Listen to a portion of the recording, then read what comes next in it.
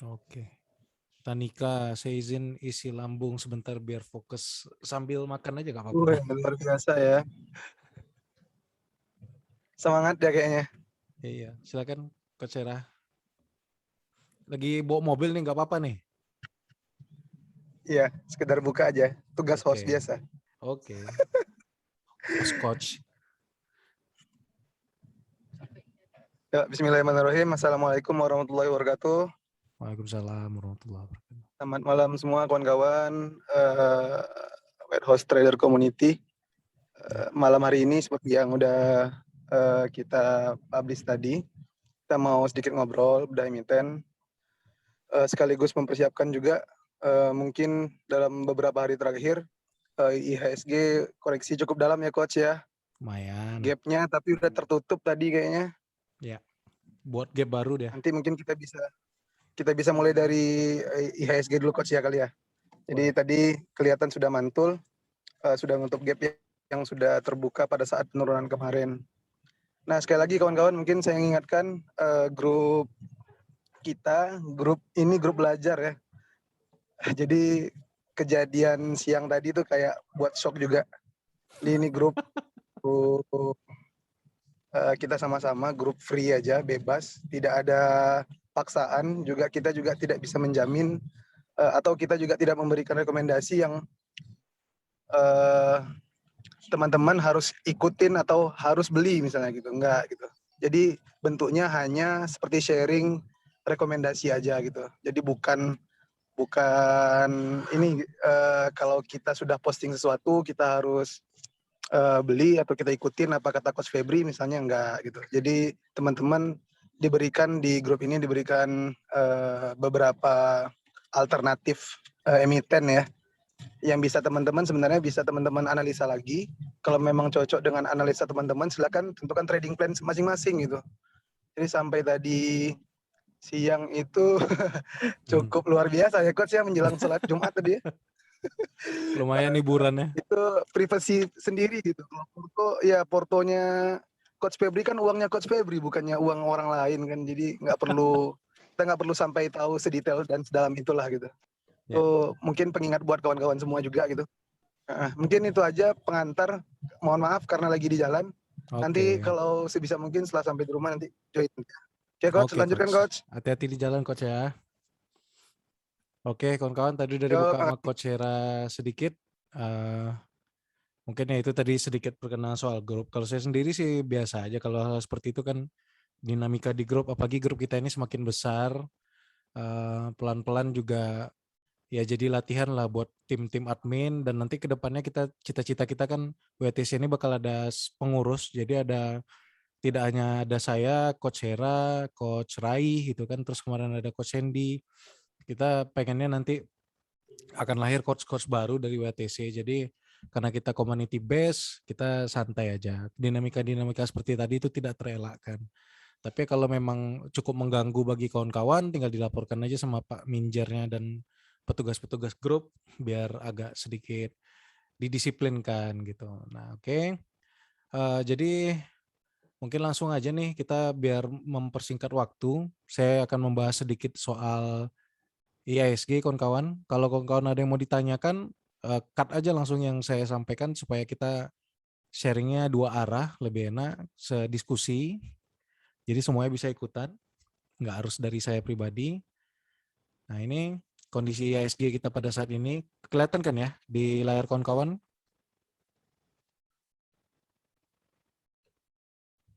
Bentar ya, saya setting sedikit.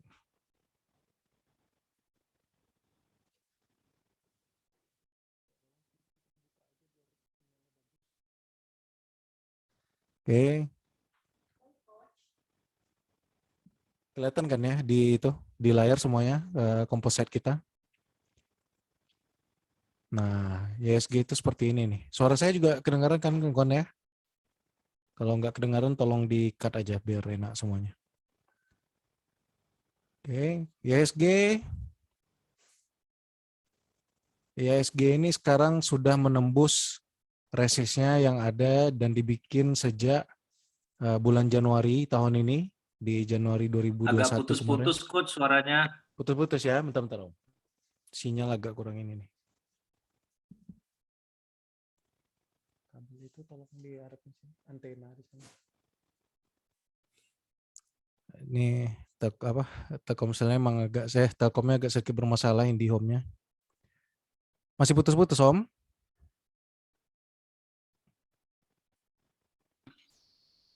Iya, tapi masih bisa didengar, Coach. Bisa ya, oke. Ini mungkin faktor jaringan juga. Di sini kawan-kawan bisa lihat bahwa ISG ini sudah break dari resist yang ada dibikin pada tanggal 21 Januari kemarin. Itu di area 6.500 dan dia sudah uji all time high. All time high ISG itu pernah ada di tahun 2018. Yang kita lihat historinya sedikit. All time high-nya pernah ada di 2018. Nah, sekarang itu akan diuji di area sekitar 6.690. Kemarin sudah sempat diuji beberapa kali kalau teman-teman lihat di sini. Nah, 1, 2, 3, 4. Bahkan ada 5 dan 6 ada uji coba juga.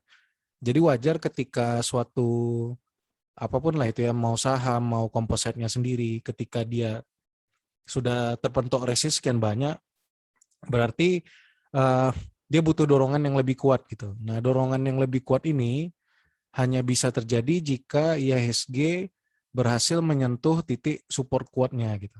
Kenapa? Karena di support itulah nantinya akan terbentuk demand-demand yang besar. Butuh likuiditas gitu. Karena kalau di sini dipaksa untuk breakout, itu nanti jatuhnya lebih sakit lagi gitu. Jadi kalau misalnya ISG breakout sampai ke 7.000 atau 7.200, baru dia koreksi, nah itu lebih kejam lagi. Dari 7.200, 7.200 dia harus uji ke 6.500. Nah makanya skenario sekarang sebenarnya sudah terbaik. Bahkan kawan-kawan perlu, masih putus-putus ya suaranya. Bentar-bentar, saya coba ganti provider.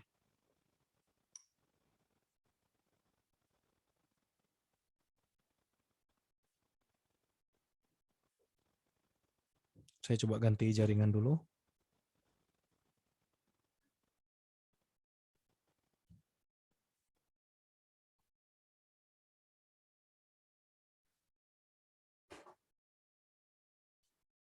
Oke.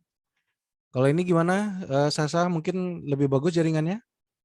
Bagus nih, Coach. Mantap. Ini ya. Oke, kita pindah tadi. Kita pindah ke jaringannya Om Okim tadi. Oke. Nah, tadi seperti tadi ya, IHSG sudah 6 kali uji resist, kepentok, kekuatannya kurang, maka sudah masuk akal, sudah layak rasanya jika IHSG akan kembali ke titik supportnya gitu. Support sekarang yang sedang diuji itu di 6.501. Nah, seperti kawan-kawan lihat kemarin di area itu udah sempat dimampiri. Sayangnya, oh ya sudah, gapnya juga sudah ditutup. Nah, maka ketika sudah tersentuh supportnya, normal rasanya jika ISG langsung terpantul membentuk candle hijau. Nah, pertanyaannya kawan-kawan tadi kan bagus nih closingnya di hari Jumat. Bagusnya juga udah kita prediksi sejak hari Kamis kemarin sore. Nah, tetapi apakah dia akan langsung breakout ke 6.690? Nah, itu masih cukup saya sanksikan. Kalau saya sendiri merasa mungkin ISG akan uji resist sekali lagi, tapi mungkin di sini nih, di 6.636 di area ini. Mungkin dia akan ke sini dulu, baru dia nanti terpentok lagi, lalu turun lagi uji support lagi. Makanya tadi saya ingatkan teman-teman untuk selalu sedia cash. Kalau misalnya nggak ada cash, tadi itu peluang untuk keluar dulu, taking profit dari beberapa emiten, sehingga kawan-kawan bisa punya cash, jaga-jaga kalau ada skenario si IHSG-nya jebol lagi dan uji 6359. Nah, kalau IHSG uji sampai ke 6359, bahkan uji ke 6252 pun, kalau IHSG uji ke 6359 sampai 6252 pun IHSG masih bagus gitu. IHSG-nya masih bull. Nih. Nah, di sini ada titik yang bisa diuji juga. Nah, tetapi harapannya sih nggak perlu sampai ke sini. Harapannya ya sudah di area sini aja, tektokan dulu sideways, langsung dibawa terbang nantinya. Outlook positifnya kawan-kawan, IHSG selama sebulan ini diakumulasi asing secara masif gitu. Sehingga rasa-rasanya nih kita aja punya modal sekian juta, 10 juta, mungkin paling besar ratusan juta, itu udah ngerasakan bantingan 1% aja udah dalam gitu kan. Apalagi yang asing-asing ini, bandar-bandar ini udah masuk setiap hari 2T, 3T, 4T gitu kan. Nah ketika mereka mengalami koreksi seperti ini kan, saya rasa mereka tidak akan tinggal diam gitu. Mereka akan menjaga saham-sahamnya. Nah, kenapa sekarang kita lebih banyak berfokus bicara tentang composite? Karena sekarang yang paling relate dengan saham-saham kita adalah IHSG-nya sendiri, composite-nya. Bahkan komoditas pun tidak terlalu tidak terlalu relate. Bahkan eh, pasar asing pun tidak terlalu relate juga. Tadi malam kan Om Rizky nanyain tuh sama sama Om, sorry saya lupa. Kemarin kan nanyain sama saya, Om Sandi kalau nggak salah ya. Nanyain saya apakah karena Nasdaq naik all time high, apakah tekno-tekno akan bagus di hari ini, kan ternyata nggak juga gitu kan. Artinya IHSG saham-saham saat ini di IHSG itu sangat relate dengan composite-nya. Jadi kawan-kawan fokus saja sama composite. Maksud saya fokus seperti apa? Kalau composite sudah kena resist, itu nggak usah agresif belanja lagi. Justru harus standby cash. Nah, tapi kalau IHSG nanti dia main ke support lalu memantul, baru kita agresif belanja di saham-saham. Seperti itulah sekarang kuatnya korelasi antara IHSG dan saham-sahamnya gitu. Komoditasnya ini segala macam itu nggak terlalu relate sekarang. Jadi seperti kemarin itu timah naik tinggi, nikel naik, tapi naiknya sahamnya nggak terlalu gede juga gitu. Bahkan ketika batubara koreksi, Adaro malah naik gitu. Jadi sangat pengaruhnya ke composite. Oke, sampai di sana composite sudah saya jelaskan. Sekarang tadi ada pertanyaan dari Om Yuda, dari Bang Yuda. Ada pertanyaan bahwa gimana coach strateginya, cash manajemennya seperti apa gitu ya. Nah, pertama adalah kita memahami dulu nih bahwa ISG-nya sudah ada di resist gitu ya. Otomatis kita lihat saham-sahamnya, seperti contohnya ini Ali ya. Seperti Ali, contoh Ali, kenapa saya contohkan Ali? Karena hari ini Ali naik tinggi, dia tergolong big caps dan komoditasnya bagus. Nah, posisi IHSG itu kan ketika dia uji-uji breakout, dia ada di sini. Nah, ketika dia terpentok oleh resist, dia turun juga mengikuti IHSG. Di sini ada resist. Kalau dibandingkan nih 1, 2, 3, 1, 2, 3, 4, 5, 6. Ya mungkin ini kalau dibandingkan dengan ISG tadi kurang lebih sama gitu. Ini Ali, terus ada misalnya Adaro. Ada Adaro. Nah itu sama juga kan ketika ISG bermain di atas dia terbentuk resist juga. Akhirnya ketika ISG turun koreksi, dia turun. Nah ketika ISG memantul dia juga memantul gitu. Jadi begitulah relasi antara ISG dan saham-sahamnya sangat relate. Jadi strategi seperti apa yang bisa kita pakai kawan-kawan? Strateginya adalah membeli saham yang kontradiktif dengan IHSG-nya gitu. Artinya kalau saham-saham itu udah naik tinggi, sudah sama seperti IHSG ada di resist, ya kita jauhi dulu gitu. Nggak usah kita nekat buat membeli. Kita mungkin cari-cari saham yang masih ada di titik-titik konsolidasinya. Misalnya seperti apa? Tadi ada BRMS ya. BRMS, nah ini kan berada di konsolidasi bawah. Memang dia uptrend, tapi dia berada di konsolidasi bawah. Sehingga dia nggak relate dengan IHSG. Karena kalau dia turun lagi, ini udah jebol. Dia kuat bermain-main di MA 200. Jadi kawan-kawan lebih aman sekarang ini mencari saham-saham yang bottoming memang. Ketika nanti breakout, baru kita bisa beralih ke saham-saham yang big caps dan relate mirip persis seperti IHSG. Apa indikator yang paling gampang kita gunakan? Yang satu adalah RSI, yang satu lagi adalah stok RSI. Jadi kawan-kawan lihat aja di sini sebenarnya. Sederhananya begini ya, ketika suatu saham itu sudah jenuh beli, tidak akan ada dorongan dia ke atas lagi, sehingga dia perlu untuk turun menuju ke jenuh jual. Seperti itu di stok RSI. Pertanyaannya sekarang, apakah Adaro sudah layak untuk dikoleksi? Kalau kita lihat lewat stok RSI nih, dia sudah turun ke bawah, lalu sudah ada tekukan. Nah, tapi belum ada tekukan yang terlalu terlalu signifikan ke atas. Tapi berarti Adaro sudah berada di area-area untuk layak beli. Itu indikatornya kita cek ke chartnya, benar nggak? Nah, ternyata benar di chartnya sendiri, Adaro ini sedikit lagi dia akan menutup gap. Nah, dia ada gap di area 1565 ini. Kalau gap ini ditutup, kebetulan ini adalah resist yang dia jebol dulunya. Nah, Adaro ini baru ringan untuk terbangnya. Bahkan dia potensi untuk menutup gap ke sini dulu nih. 1830. Ya, itu contohnya Adaro. Terus ada pertanyaan, gimana dengan komoditasnya coach? Kemarin kan dia naik tuh karena komoditasnya naik tinggi gitu ya. Sekarang kan sedang koreksi, apakah tidak apa-apa membeli saham-saham batu bara. Jadi yang perlu kawan-kawan ketahui, laporan keuangan itu kan berjalan selama 1 tahun ya. Kenaikan harga batu bara itu sudah konsisten selama 1 tahun ini. Jadi apa yang sudah terjadi di sini, price action yang ada di sini, nah itu sebenarnya sudah memprediksi daripada hasil laporan keuangannya nanti di kuartal 3 dan kuartal 4 atau tahunannya. Jadi hanya karena koreksi 1, 2, 3 minggu, bukan berarti pembukuannya menjadi jelek. Karena di sini pembukuannya selama ini call naik sangat tinggi gitu. Kalau kita cek di sini, mudah-mudahan ada ya Newcastle call. Nah ini Newcastle call. Kalau kawan-kawan lihat, dari bulan Januari, nih, Januari 2001, harga call itu di sini masih 86, 85, 86. Sekarang harga call itu udah di 223. Memang dia sempat all time high sampai ke area berapa ini, sekitar 269, lalu sekarang berkonsolidasi. Cuma kan kawan-kawan lihat nih perbandingan harganya. Dari tahun lalu aja ke sekarang udah berapa kali lipat kenaikannya?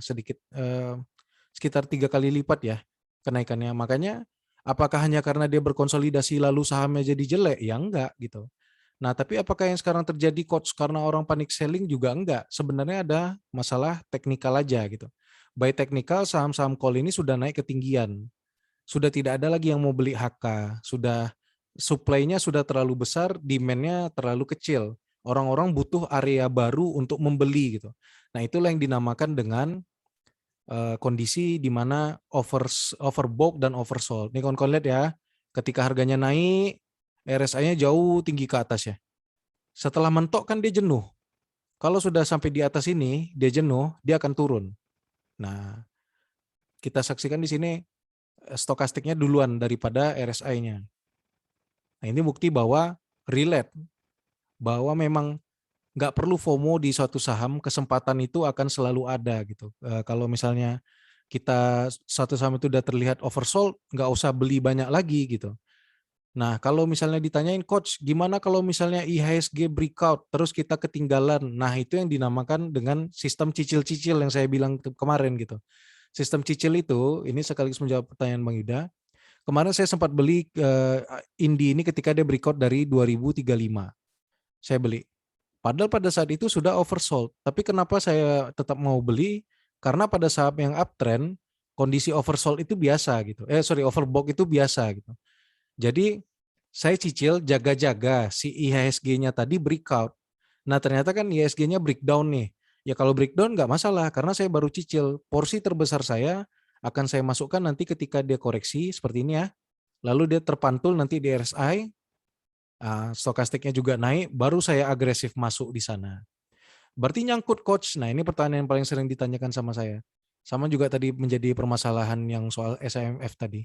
Kawan-kawan harus ingat nih ya, ketika kita membeli satu saham, tidak ada siapapun yang bisa menjamin saham itu akan naik atau saham itu akan turun. Yang bisa kita lakukan adalah menyiapkan plan jika A dia naik, kita harus seperti apa. Jika B dia turun, kita harus seperti apa. Nah dengan cicil-cicil tadi, berarti kawan-kawan punya beberapa plan. Yang satu, kawan-kawan punya plan untuk beli di 2015 misalnya. Nah, ketika dia turun, kawan-kawan punya juga cash untuk membeli di sini. Loh, berarti coach yang di sini nyangkut. Ya nggak masalah, karena targetnya saya di Indi itu adalah di 2735. Bahkan jika 2735 ini tercapai, bukan tidak mungkin Indi akan mencoba kembali all time high-nya di sekitar 4.615. Bisa coach. Nah, ini kita lihat ya. Ini harga Indi pada tanggal 5 Februari 2018. Kita bandingkan harga batu bara pada tanggal 5 Februari 2018. Oke, 5 Februari 2018 harga batu bara berapa? Nah, di sini nih, sekitar sini. Harganya di sekitar 97. Harga batu bara di Februari 2018. Ya sekitar sini lah. Harganya sekitar 100-an. Nah sekarang ada harga batu bara itu di 223. Logikanya tentu seharusnya harga Indi sekarang 2 kali lipat daripada harga Indi pada tahun 2018. Benar nggak kayak gitu, Coach? Nah itu nanti ada hitungan susulannya yang kita kenal dengan fundamental. Ada PBV, ada PER, ada DER, ada EBITDA di sana, ada berbagai macam indikator. Setelah saya pelajari, memang Indi lah yang paling bagus secara fundamental karena PBV-nya itu baru sekitar 0,8. Nah, berarti targetnya gimana? Target saya di Indi adalah 2.700. Jika 2.700 ini breakout, gitu ya. Jika 2.700 ini breakout, maka target selanjutnya adalah 4.615. Nah, kalau saya tahu targetnya 4.615, nggak ada salahnya atau saya mulai cicil di 2.000. Kalau dia turun ke 1.700, 1.600, berarti saya dapat barang lebih murah gitu. Nah, analoginya seperti itu. Tadi kenapa saya berani untuk mulai average down dan kemarin, ini kawan-kawan lihat di sini ada support kuat di 1765. Hari ini tepat sekali 1765 ini dia mampir. 1765 ini dulunya adalah support klasik ya. Di sini pernah kejadian, nah di sini pernah dipakai juga, dipertahankan. Maka tadi saya coba mulai berspekulasi di sana. Apakah tidak apa-apa coach? Ini kan masih menangkap pisau jatuh, benar. Karena bisa jadi dia turun ke MA 200 malahan ya. Nah, tapi itu tadi saya cicil-cicil. Dari alokasi saya mulai beli gitu. Karena nggak ada jaminan. Nanti kalau teman-teman nungguin harganya turun, akhirnya dibawa naik, panik, HK, malah lebih fatal lagi nyangkutnya ketimbang menggunakan cicil-cicil. Nah gitu. Jadi itu ya kalau strategi manajemen membelinya. Nah kalau strategi exit plan bagaimana? Exit plan itu kita pakai ketika kita membeli saham yang ada di posisi uptrend. Contohnya seperti apa? Contohnya seperti ASA ini. Nah, di ASA ini sahamnya di sini sudah pernah ada penan breakout lalu dia turun. Nah, kalau dia jebol dari support ini di sini baru kita pakai exit plan. Exit plan-nya seperti apa? Kita cut loss di sini.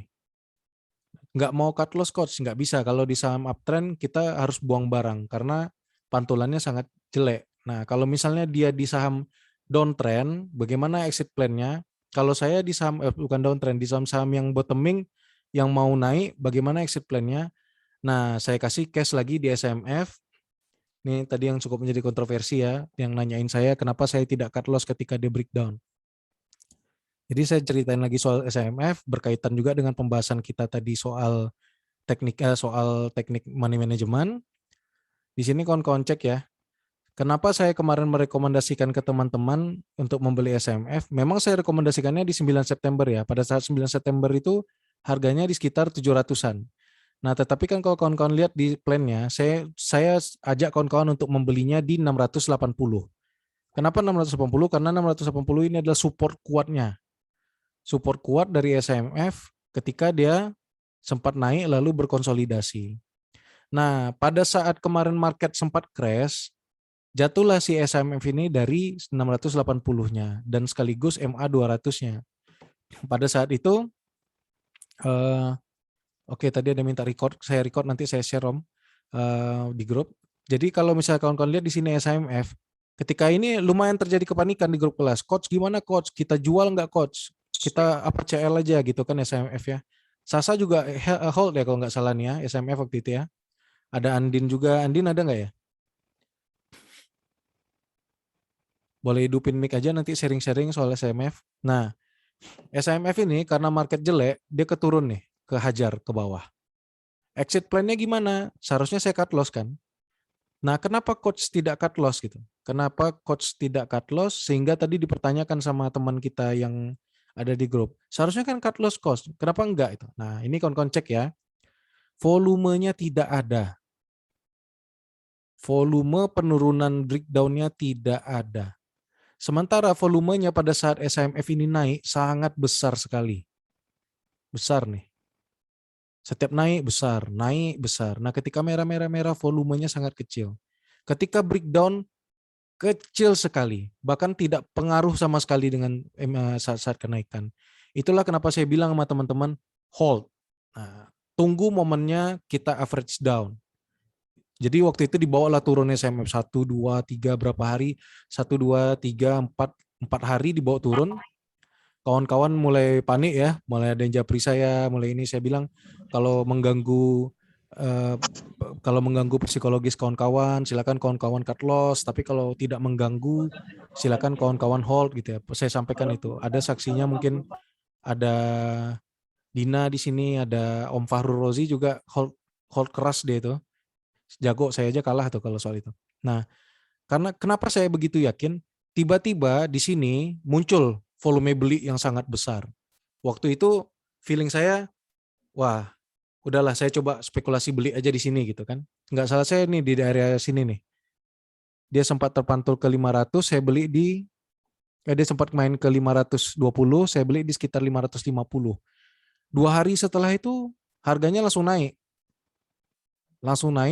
Kembali ke atas jalur uptrend dan kembali di atas MA 200 dengan penambahan volume. Nah, adanya indikasi-indikasi seperti itu yang membuat saya merasa yakin untuk hold dari SMF. Belum lagi ada namanya anomali bandarmologinya gitu. Ketika dia dibanting turun ARB, justru bandarnya yang pasang pagar gitu. Seolah-olah bandarnya mau bikin retail-retail ini takut gitu. Jadi si bandar ini memanfaatkan kondisi market yang sangat jelek untuk shaking off retail. Saya lihat di retail, saya lihat di broker Semari pada saat itu, loh bandarnya nggak jualan, tapi bandarnya menekan gitu. Bandarnya ngepres dari kanan, ditekan, sehingga orang haki semuanya. Dengan indikator-indikator seperti itu, saya bilang, oke, kita hold kawan-kawan semuanya, kita hold. Akhirnya apa? Alhamdulillah, SMF terbang. Bang kok yakin menyuruh kami untuk hold? Karena satu, dia sudah pernah di tahun ini naik ke angka 2130 by technical. Kita beli di 680. Kalau kita hold separuh aja dari kenaikan di area 1400 berarti udah jadi beggar gitu. Kalau misalnya dia naik ke 2130 itu sudah jadi ya hampir multi beggar gitu.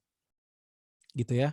Kalau jadi melihat seperti ini, oke, by technical SMF seksi nih by technical.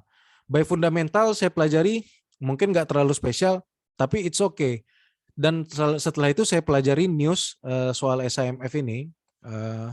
Saya pelajari bahwa mereka punya target pemasukan yang sangat besar. Dia punya target pemasukan yang sangat besar, sekitar sorry ya, nanti saya cari newsnya, saya kasih ke grup lah gitu. Jadi kalau misalnya suatu emiten sudah bagus by technical, nah ini dia beritanya. Mudah-mudahan kelihatannya di layar. Emiten pupuk Saraswati Anugrah SMF PD kantongi pendapatan 1,8 triliun. Nah ini. Ini salah satu hal membuat saya kenapa saya yakin memegang SIMF. Jadi dengan ada technical ini tadi lalu adanya news, saya cek lagi nih. Oh CPO lagi to the moon. CPO lagi tinggi-tingginya, berarti demand-nya lagi tinggi. Kalau demand-nya tinggi, otomatis ada sektor-sektor yang tertarik oleh si CPO-nya. Contohnya apa? Pupuk gitu. Waktu itu Om Jan, kebetulan salah satu member kita ada Om Jan Harisinaga namanya, dia bilang pupuk ini sekarang langka karena CPO demand-nya lagi gila-gilaan gitu. Nah, makin yakin dong kita gitu kan. SMF ini adalah perusahaan yang bagus, dia CPO lagi to the moon, dia ngejualan pupuknya meroket gitu kan. Makanya oh ya, kenapa kita harus takut gitu kan? Maka saya yakin ya udah kita hold, bismillah kita hold. Tetapi itu bukan perintah, artinya itu adalah rekomendasi dari saya yang saya lakukan. Teman-teman boleh hold, teman-teman boleh jual atau cut loss, nggak ada paksaan. Nah, kalau permasalahannya, kenapa coach ini kawan-kawannya, dia tadi kan ada teman kita tadi mau nanya apakah saya cut loss sementara orang lain hold? Enggak, saya enggak cut loss. Malah karena saya selalu beli saham yang bottoming, jadi saya tidak khawatir, saya tidak tertarik untuk buru-buru cut loss gitu. Kalau misalnya volumenya tidak ada, saya hold. Nah, hari ini SMF ini breakout dari resistnya. Resistnya ada di sekitar 875. Sekarang si SMF ini ada di atas resist klasik. Terus kalau kawan-kawan punya nih, nanti kawan-kawan cek ya. Kalau nggak salah saya, si SMF ini ada di atas semua resist. Semua MA. Nanti kawan-kawan boleh cek masing-masing. Nah ini kan, kalau nggak salah saya MA terakhirnya adalah MA 100. Hari ini SIMF ini ada di atas semua MA. Nah ini disclaimer on ya, bukan FOMO-FOMO. Tapi dalam trading, salah satu ciri-ciri saham yang bisa arah itu adalah di atas semua MA-nya. Dia tidak punya resist yang dinamis. Resistnya hanya resist klasik di area 1400. Maka targetnya si SMF ini di 1400 ini masuk akal. Masuk akal sekali. Nah pertanyaannya, boleh nggak coach masuk sekarang? Jawabannya tetap sama, cicil. Kenapa cicil? Targetnya masih jauh nih. Dia udah breakout, dia bagus. RSI-nya ya oke lah, masih bisa sedikit mungkin oversold. Nah tapi kalau kalian lihat stokastiknya sudah sedikit menekuk. Nah jadi indikatornya berimbang. Ada indikator yang bagus, ada indikator yang sudah sedikit jelek. Tapi saya kalau gitu saya nggak belilah coach, ada yang jelek. Boleh, tapi nanti kalau ditinggal jangan di-HK ya gitu. Maksudnya ketika nanti ketinggalan nggak usah FOMO, santai aja, tunggu dia terkoreksi seperti di saham-saham batu bara. Mungkin dia bisa koreksi dulu ke 755 mungkin, atau dia bisa naik dulu ke 1400 baru dia koreksi untuk menjemput sahamnya, untuk menjemput RSI-nya juga bisa. Makanya kenapa saya bilang money management saya adalah cicil. Bagaimana cicil yang aman? Cicil di saham yang masih murah, yang fundamentalnya masih jauh di bawah. Nah, masuk kita ke sektor lainnya ya. Ini saya gas saja, kalau kawan-kawan ada pertanyaan tolong di-cut aja. Kalau saya baca kok yang di komen, saya baca, nanti kita bahas juga. Nah, contohnya Adikarya. Ini Adikarya ada Tanika, masih ikut kan ya?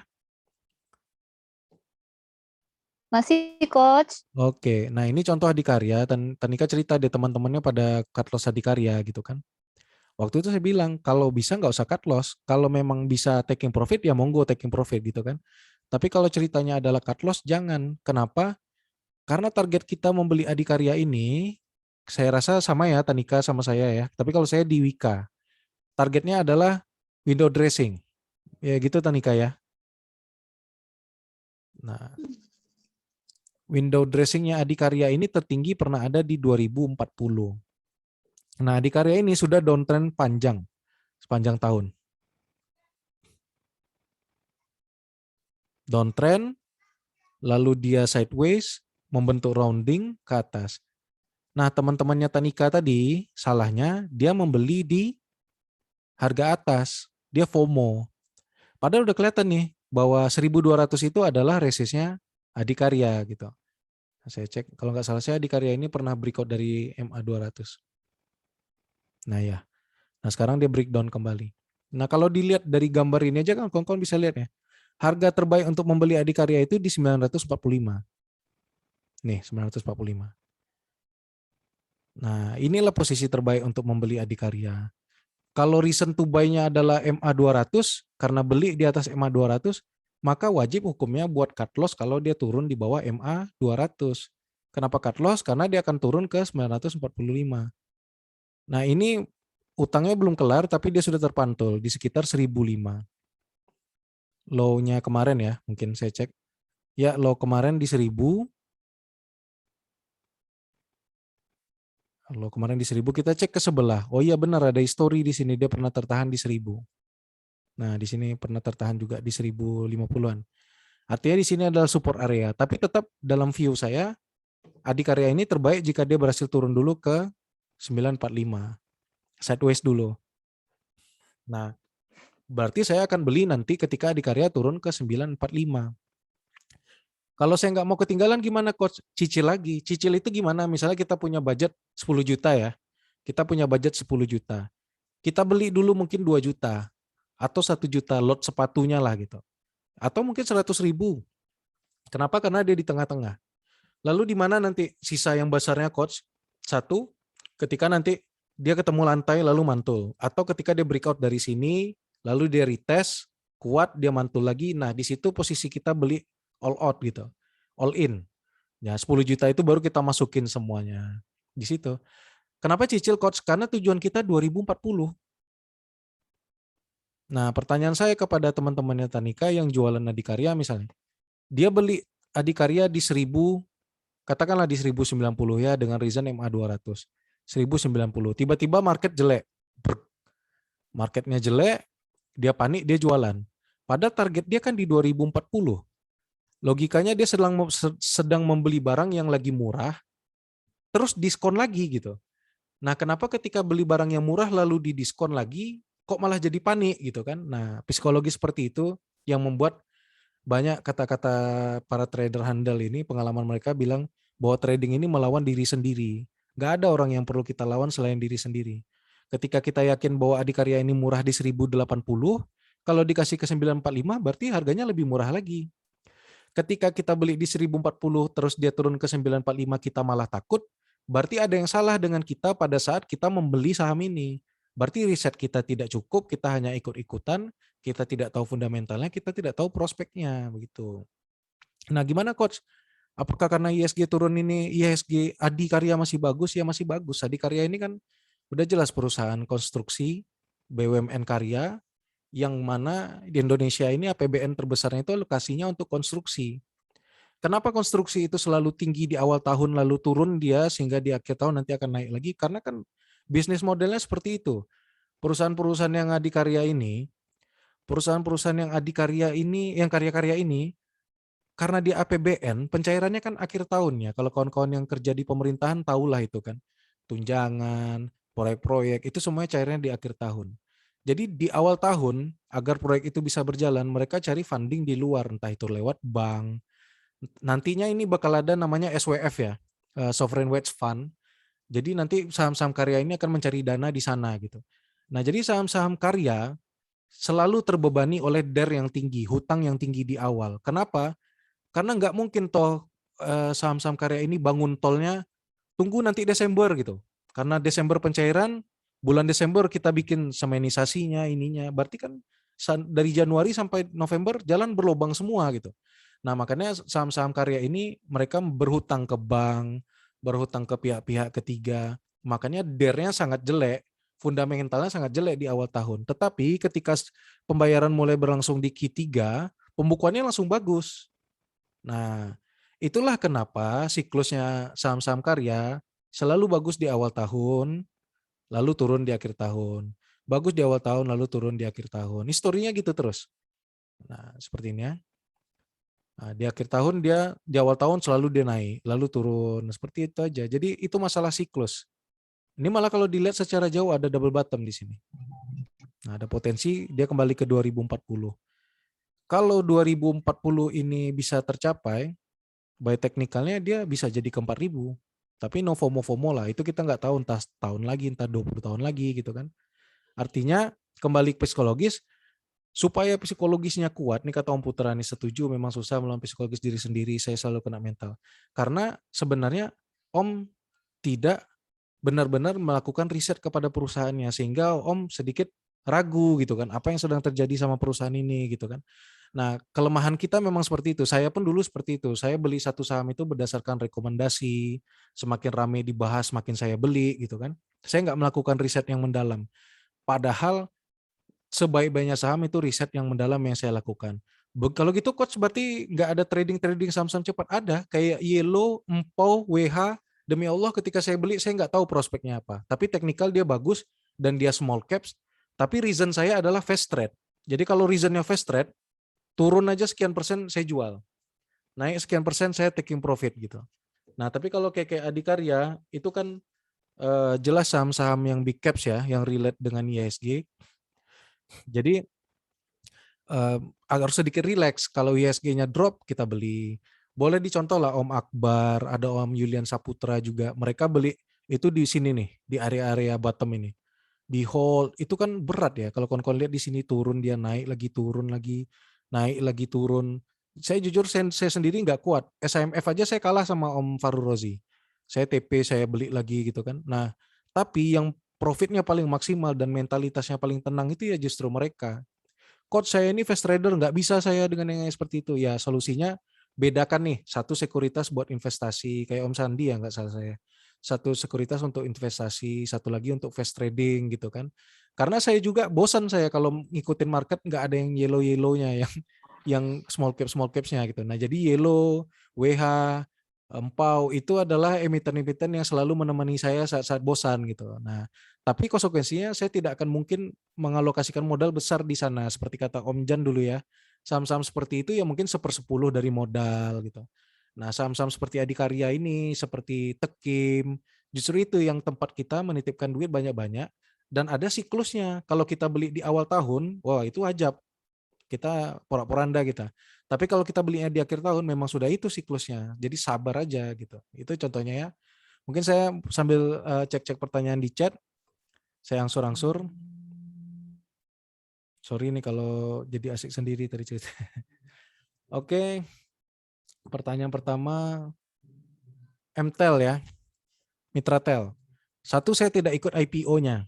Kenapa Om? Karena saya kapok, saya udah berapa kali ikut IPO.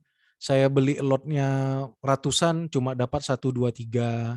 Sementara duit saya ditahan selama pencatatan itu gitu. Sehingga aturannya saya bisa profit, bisa trading selama seminggu, gara-gara duit saya ditahan, saya nggak bisa trading. Lalu tiba-tiba nanti ketika dapatnya sedikit gitu kan. Ya memang ARA, tapi ARA dari 100.000 berapa sih kan gitu ya.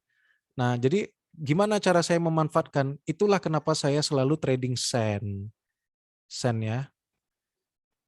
Nah, sebenarnya saya trading di sen, saya sedang memanfaatkan vibe dari akan melantainya Mitratel. Kalau nanti Mitratel ini melantai, otomatis kawan-kawannya satu sektor dan satu unit bisnis, yaitu tower-toweran, akan mendapatkan impact-nya. Apa aja itu? 1, sen. 2, tower. 3, tebik. Kita lihat ya, ini sen. Menurut saya teknikalnya paling bagus. Dia strong uptrend, lalu dia rajin berkonsolidasi. Setelah naik dia turun, sekarang dia bikin flag. Bahkan setiap hari kita dikasih profit nih. Ada rumusnya sen kan sering saya share di grup. Nah, saya cek lagi tebik, TOWR. TOWR ini, sorry tebik dulu lah. Tebik ini salah satu portonya Saratoga ya, punyanya Pak Sandiaga Uno. Nah, kalau tebik, dia sedang ini nih, bikin flag. Kelihatan kok. Ini mungkin kawan-kawan yang pemula bisa lihat ya, saya narik-narik gambar ini. Saya narik-narik gambarnya cenderung sembarangan aja sebenarnya, tapi ya seperti itulah cocokologi yang terpakai itu di dunia saham ini kan. Nah ini. Nanti dirapiin lah, ini saya contohin aja sebentar. Nah ini tebik, kalau besok ada persimpangan antara MA 200 dengan ujung dari flagnya, lalu dia breakout, silakan dibeli tebiknya. Karena kalau dia breakout dari flag seperti ini nih. Nah ini tebik bikin flag. Tebik itu kebiasaannya setelah dia naik, dia bikin flag. History repeat itself. Nah ini ya kawan-kawan yang mau belajar pattern katanya, ini contohnya. Ada flag, ada falling wedge, terserah lah mau namain apa. Yang penting kira-kira fungsinya sama. Nah ya, apa yang terjadi ketika dia breakout, naik berapa hari berturut-turut. Apalagi yang terjadi kalau dia breakout dari flag, naik lagi berturut-turut sekian hari. Nah nanti kalau break dari flag ini juga seperti itu insya Allah. Minimal dia uji dulu lah all time high-nya di sekitar 3.440 ya. Cek lagi, 3.420.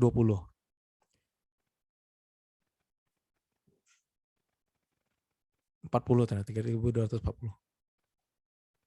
Nah, minimal dia uji ke sini dulu. Kalau dia break dari 3440, gimana coach cara baca targetnya nih kawan-kawan pelajari ya. Kawan-kawan pakai indikator namanya alat di sini namanya price range. Kawan-kawan ambil flag terendahnya menuju flag tertingginya. Lalu kawan-kawan duplikatkan, klonkan, pindahkan ke atas resist. Nah ini by technical, target tebik itu ada di sekitar 4.170. Benar nggak? Nanti kita cek sama-sama ya ketika datang masanya nanti. Nah ini. Target tebik itu ada di 170. Oh ini downtrend coach, bukan. Ini namanya konsolidasi, tapi panjang flag. Flag ini sebenarnya kalau kawan-kawan ngerti enak nih. Buy di bottomnya, jual di atapnya, buy di bottom, jual di atap. Ini kan insya Allah dipatuhi dia ya. Nah seperti itu. Nah sekarang dia sudah menolak turun, dia sudah ke atas. Apakah mungkin ini menyambut daripada sentimen Mitratel? Bisa jadi. Nah, nanti kita cek sama-sama ya. Sekarang kita cek lagi namanya tower. Nah tower dia membentuk penan. Bisa jadi flag juga sih, tapi ya jauh lebih bagus kawan-kawan melirik tadi tebik sama sen. Nah, cuma tower bisa juga. Tower ini gimana cara belinya? Tunggu dia breakout dari MA 200 atau tunggu dia ketika dia naik dari 1205, targetnya adalah 1625. Nah, tower karena dia big caps, dia sangat relate dengan ISG. Jadi kawan-kawan kalau mau beli tower harus sabar, naiknya nggak semantep Sen sama si Tebik. Tapi bisa, tower ini bisa arah, pernah kejadian. Nah, by technical targetnya tower itu ada di 2100. Masih jauh ya. Berapa persen itu, luar biasa. Nah, itu jawabannya Om Sandi. Bagaimana Mitratel? Apa yang akan saya lakukan? Saya jauhi Mitratelnya, saya cari sentimen-sentimen lainnya gitu. Saya punya apa? Saya punyanya Sen. Karena Sen walaupun kesannya dia kecil, tapi dia sebenarnya second liner. Dia hampir big caps. Karena Sen ini dulunya harganya cuma di sekitar berapa ini? 50-an. Sekarang harganya sudah tinggi. Nih, Sen. Dia sudah breakout dari penan, sekarang bikin flag. Kalau naik dia bisa ke 478. Selama dia belum naik karena dia di flag, saya beli di bawah flag, saya jual di atas flag. Ini kan Tanose nanya nih, Ose udah ada belum ya? Nah, nanti Ose mungkin bisa cek ininya, videonya, rekaman. Sen seperti ini, kenapa dia bertektokan? Karena dia ada di flag. Dia turun dulu, naik, turun, naik. Ketika dia breakout ini, wah ini luar biasa bisa sampai ke 478. Gitu cara saya menyikapi Mitratel. Oke Om Sandi ya. Next ada izin untuk Cak, Kuas, dan BRMS.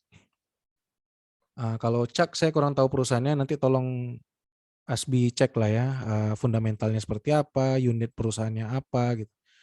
Nah kalau Cak ini sih dari candlenya udah kelihatan ya, dia saham fast trade ya.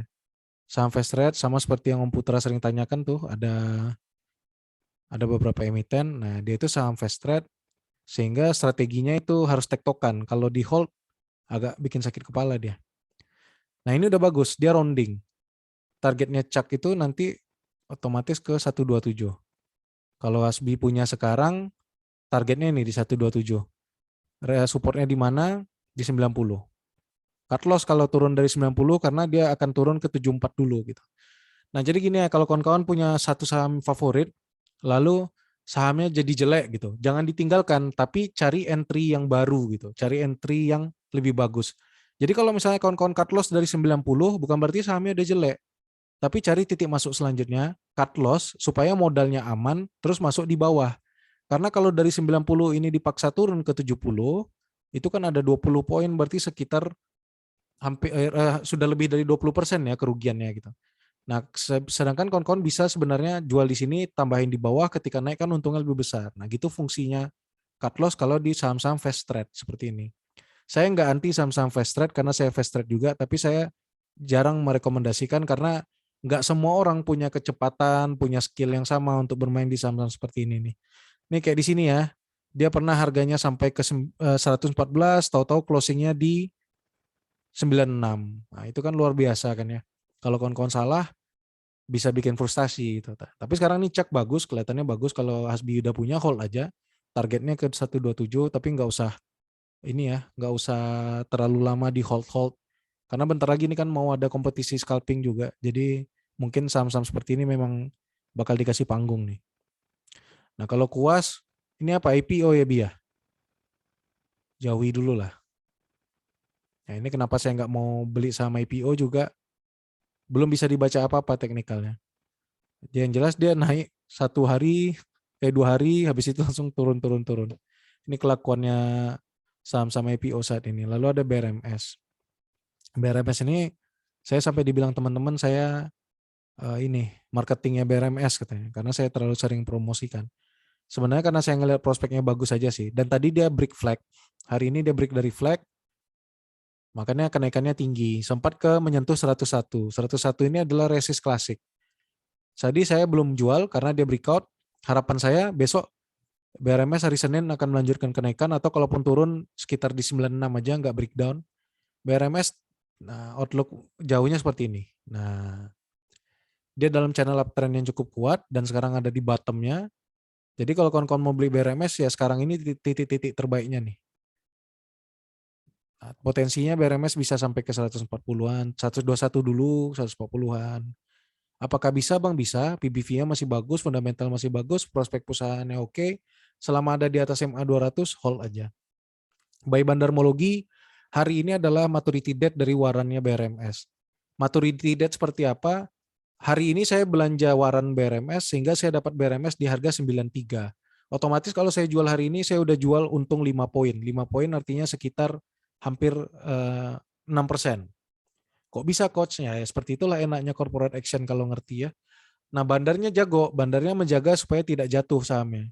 Artinya waran-waran tadi masuk ke dalam kas perusahaan sebagai modal baru gitu. Nah, ini tanda perusahaan yang dijaga sahamnya oleh bandar internal gitu. Jadi perusahaannya menjaga melalui bandar-bandar internal. Ada yang enggak coach, ada namanya Yellow. Hari ini juga maturity date-nya dari waran Yellow tapi harganya tidak diangkat naik sehingga kurang bagus tadi. Jadi itu warannya Bia, WRMS ya Bia. Lalu Om Rival, kalau boleh zoom ya di record, oke saya record nanti saya share. JHBFRS ini siapa ya? Om Jan kah atau siapa ya? Saya hold SIMF, oke bagus, mantap. Mudah-mudahan swingnya naik. Saya juga pengen nambah barang karena jujur barang saya kemarin udah banyak dijual, nungguin koreksi ternyata malah naik dia. Cak, Kuas dan Kuaswe udah dijawab semua tadi Asbia. Sici izin live sebentar, oke silakan. JHBFRS ini siapa so? Siapa nih Om ngaku Om? Harga pupuk meroket coach. Setuju dengan Coach Febri, memang susah melawan psikologi diri sendiri, saya selalu kena mental. Nah, dikuatkan aja di fundamentalnya Om. Jadi kita udah yakin dulu nih sama perusahaan yang mau kita beli. Ini Om Sandy juga, Sandi Prabowo setuju, apalagi saya susah ngelawan diri sendiri, nggak disiplin trade, belum nyentuh SL udah CL, belum sampai TP udah out, kadang BEP dan banyak minus rugi fee sekuritas. Itu nggak masalah, itu nanti by inilah mengalahkan diri sendiri itu butuh waktu memang, tapi begitu bisa bakal terlatih. Terus coach mau tanya apa hubungannya antara average price dengan kapan kita hold, buy atau CL sebuah emiten? Kalau average price ini Om, ya disitulah titik kita yang harus kita cocokkan sama support dan resistance-nya. Misalnya kayak di apa ya, cash apa ya? Ada yang mau ini minta cashnya? Nih Om Rizky lah buka ya. Di Bukalapak. Nah, average saya di Bukalapak ini sekarang di 755. Om Rifki saya bukan kemarin saya udah sempat TP. Kemarin ini kalau nggak salah saya sempat di 735 ini ya. Saya kena prank di sini. 735. Nah, kemarin sahamnya sempat turun. Seharusnya apakah saya CL? Sebenarnya seharusnya kalau CL mungkin kalau saya punya di 815 saya harusnya CL. Tapi karena di 735 dan saya masih punya cash, saya santai. Karena saya nungguin nih apa dia bikin lower low atau enggak gitu. Kalau dia nggak bikin lower low, ini malah nanti naik. Nah, kan jadinya bagus. Jadi average price itu sangat penting Om. Memang itulah titik beli kita kan, sehingga harus Om cocokkan sekali dengan support dan resistance-nya. Di situ Om nanti baru tahu nih, jauh nggak dari support. Apakah saya perlu CL atau saya bisa hold, saya bisa average down. Nah, itu kuncinya di average price. Saya punya buku, mudah-mudahan kelihatan ya. Saya punya buku nih, isinya sorry mana ya? Nah ini buku ini isinya titik-titik beli saya. Jadi walaupun ada trading ini, walaupun ada trading report setiap hariannya, tapi saya catat nih titik-titik beli saya. Misal saya beli BRMS di 89, saya beli BRMS di 90 gitu. Saya beli BRMS di 94. Jadi saya nggak ngikutin average yang disediakan oleh sekuritas, saya pakai yang saya catat di buku. Misal saya beli 1000 lot BRMS di 89, berarti saya boleh TP kalau di atas 89. Nanti kan kalau saya beli di 94 nih, average-nya jadi 91 gitu ya. Nah, tapi kalau saya pengen bawa dan sos, otomatis saya jual yang di 89 aja dulu gitu. Karena kalau yang saya beli di 94, harganya di 91 kan rugi tuh. Tapi yang 89 kalau saya jual di 91, berarti saya untung gitu. Nah, itu fungsinya saya catat di sini, catatan sendiri untuk bawa dan sos. Itu kan ya. Salah satu kunci bawa sos. Lalu siap coach buy di 3116, kuat di 334. Ini apa tadi Om ya? Sen kali ya. Oke, sen Digi, boleh saya cek Digi dulu.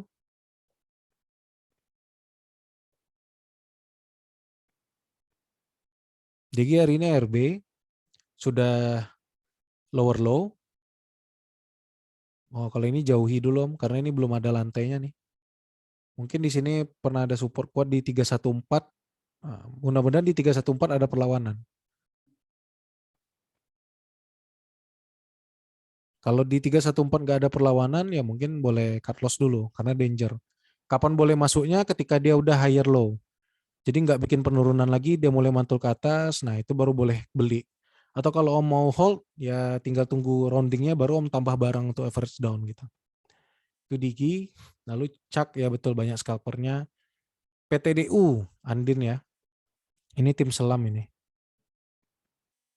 PTDU itu juga dia saham yang selalu membuat lower low ya karena dia downtrend. Nih ya. Harga PTDU itu saat ini adalah di 175. Nah, tapi di 175 itu sudah membuat higher low. Karena low kemarin 17, oh sama nih, hari ini sama-sama di 174 ada support. Nah, kalau di PTDU ini kan teknik nyelam ya. Kemarin Andin udah tahu lah kan resikonya ya. Ya mungkin nanti kita baru akan agresif beli ketika di sini ada RSI stokastik memantul ke atas, nah baru kita agresif buat beli. Atau paling gampangnya buy tap reading, bid and overload reading, dan bandarmologi.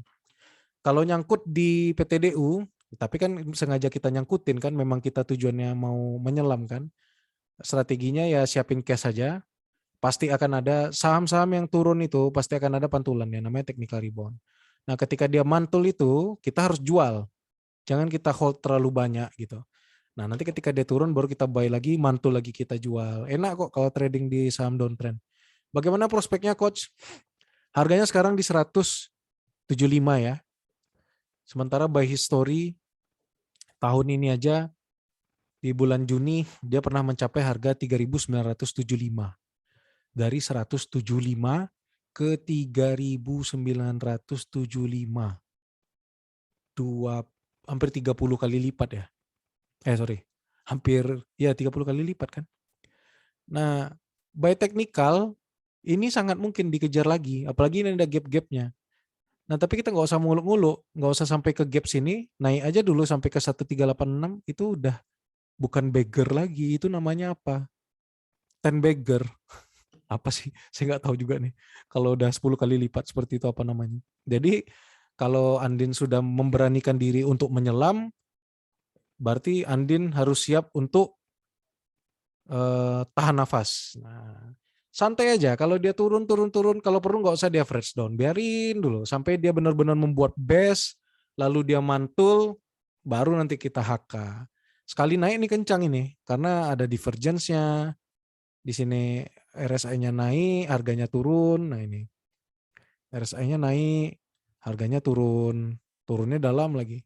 Artinya dalam penurunan ini dia selalu diakumulasi setiap harinya gitu. Nah cuma saham ini berat ya, karena banyak yang nyangkut dia sedikit berat. Tapi lihat aja tuh, kalau main harian bandarnya kelihatan tuh, ketika sahamnya sepi, orang lagi males, tahu-tahu di HK-nya, tahu-tahu arah gitu kan. Nah saya suka saham-saham seperti itu, jadi saya memang sangkutin duit. Nah tapi ingat ya, yang saya sangkutin itu cuma 1% dari alokasi cash saya. Misalnya saya punya, katakanlah saya punya modal misalnya 100 juta, maka yang saya sangkutin di PTDU itu 1 juta. Akan menjadi masalah kalau Andin pakai modal 20%, 30%, 50%, apalagi 100%. Itu baru jadi masalah.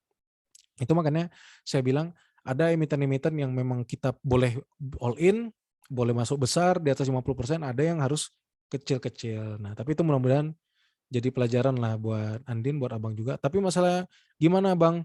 Hold aja udah, santai aja. Akan ada momennya dia jadi beggar, bahkan lebih. Kalau jadi beggar dan lebih, ini video ini bakal saya upload nih kemana-mana nih. Gitu Andin ya. Ingat ya, tahun ini sempat ke 3.000. Tahun ini, bukan 10 tahun yang lalu, bukan 5 tahun yang lalu. Nggak mungkin satu saham itu price actionnya bisa ke sana tanpa ada apa-apa. Tapi no FOMO-FOMO ya. Kawan-kawan yang lain jangan malah jadi besok HK PTDU, jangan. Karena sahamnya by technical masih turun dalam. Jadi santai aja. Banyak nih tim selam, ada Ogi Juvenisti apa sih?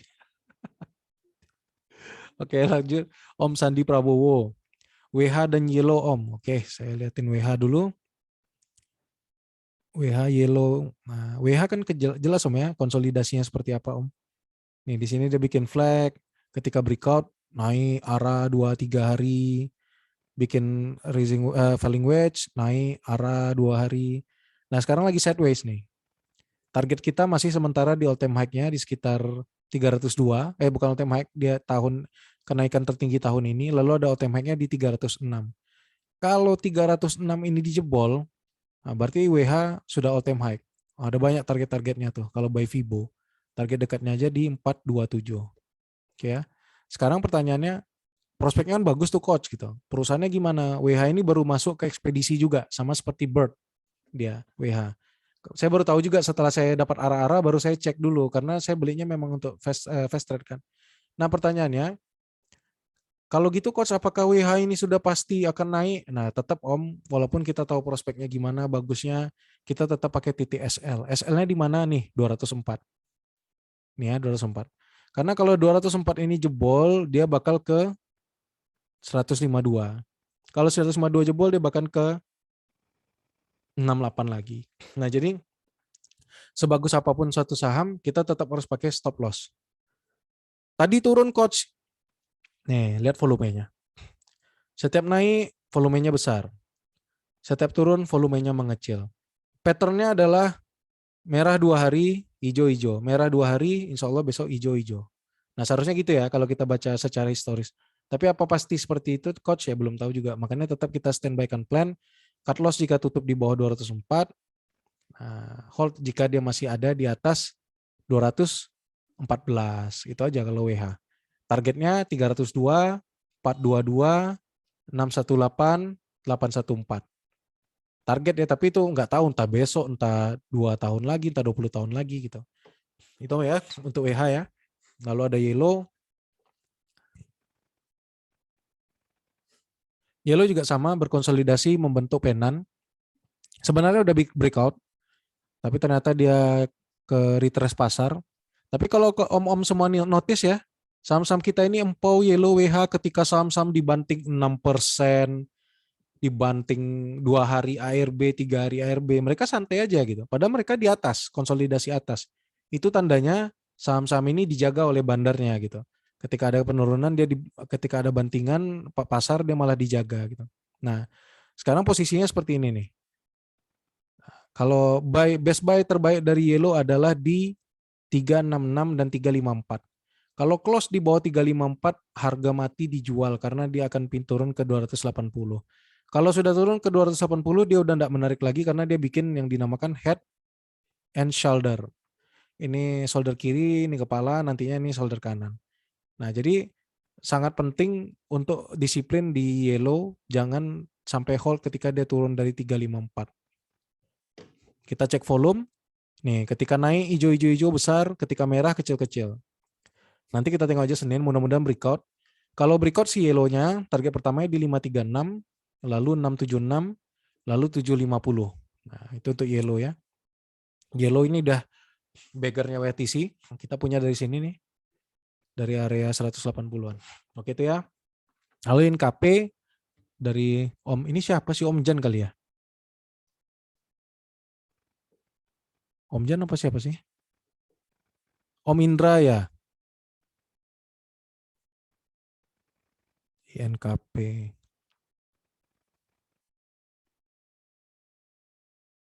INKP malah lebih bagus lagi. Kenapa INKP bagus? Nih, dia sudah downtrend, lalu rounding, breakout dari downtrend, rounding lagi, sekarang konsolidasi. Konsolidasinya, garis ini saya bikin udah lama ya, nggak saya bikin hari ini. Terbukti dia kuat nih terpantul di garis yang udah saya gambar ini. Benar nggak? Kalau benar coba, kalau salah coba cek di grup. Saya udah bikin garis ini sejak lama nih. Nah, sekarang garis ini dipatuhinya. Kalau 8.200 ini dipertahankan di NKP, artinya NKP jalannya masih ke atas. Boleh dicicil-cicil. Kalau jatuh dari 8.200 cut loss dulu karena dia bisa ke 7.425 dulu atau balik lagi ke 6.025. Nah, tapi gimana coach kalau saya swingnya untuk akhir tahun? Ya sudah cicil aja karena targetnya INKP ada di sekitar 15.550. Nih. Harga sekarang berapa? 8.475. Calon beggar. By history. Kapan ini terjadi peaknya? Di bulan Februari. Jadi kalau kawan-kawan mau beli INKP, beli sekarang jualnya Februari. Belinya cicil. Jadi ketika dia turun kita bisa punya cash. ketika dia naik kita buy on breakout. Nah, jadi semua kondisi bisa kita bikin enak gitu. Semua kondisi bisa menguntungkan kita. Itu NKP ya. Jadi jangan takut kalau dibawa turun 5%, 6%. Itu sekali naik lihat nih.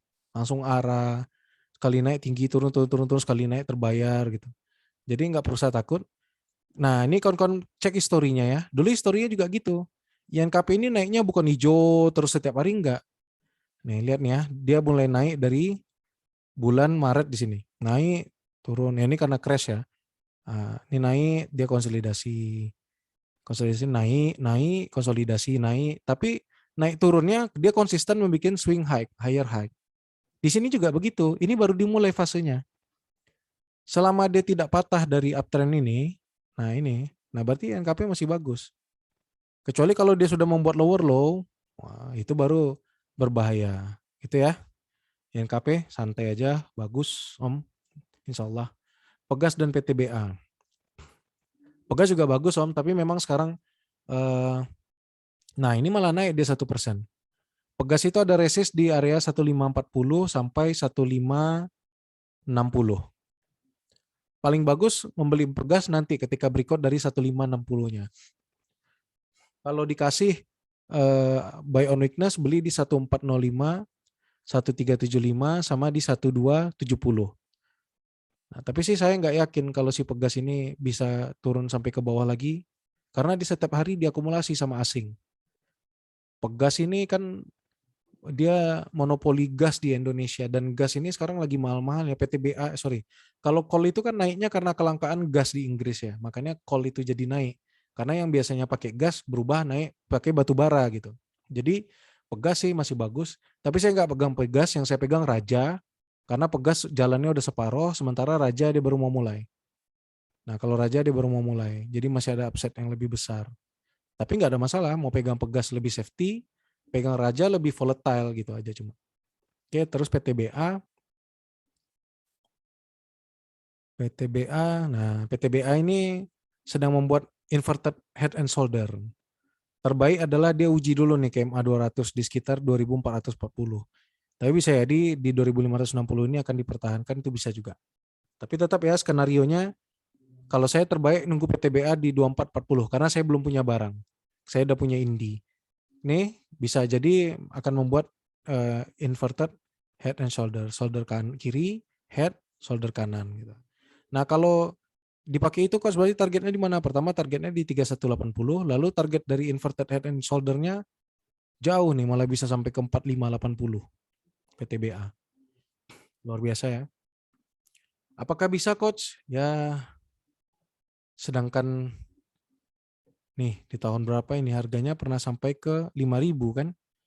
Di tahun 2018 juga. Pada batu bara pada saat itu harganya 100. Sekarang harga batu bara udah 200-an. Jadi harusnya sih bisa ya. Tuh, PTBA. Artinya masih bagus sekali kalau reason to buy-nya di hold sampai Desember, Januari, Februari gitu. Tapi kalau misalnya kawan-kawan beli untuk fast trade ya pasti bakal stres gitu. Tekim, next dari Om Yuda. Dari Bang Yuda, Tekim. Tekim juga sama, saya punya banyak Tekim. Nah, Tekim ini karena masih cantik ya, dia dia breakout dari downtrendnya, lalu dia bikin double bottom, lalu dia berkonsolidasi di sini dan cantik konsolidasinya. Di sini pernah ada saya gambar, ini gambarnya udah lama ini, jadi bisa kawan-kawan cek di gambar-gambar lama saya benar nggak? Dia terpantul tepat di area 8075.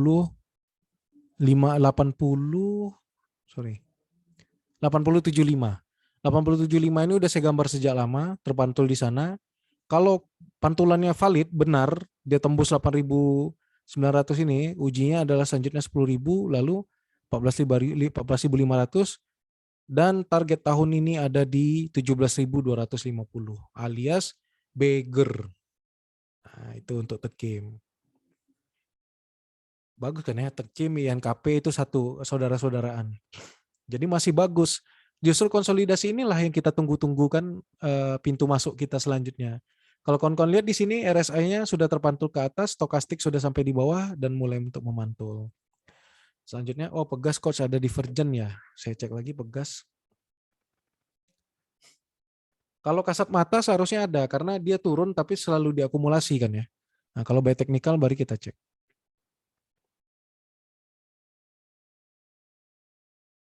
By technical.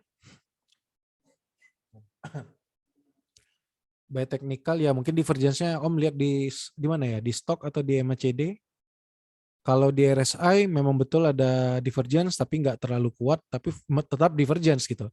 Dan bisa kita rasakan kan setiap hari bahwa si pegasnya ini turun-turun tapi kok diakumulasi. Bahkan ini sempat turun ekstrim bikin ekor ditarik lagi ke atas gitu. Nah jadi pegas ya betul ada divergence gitu.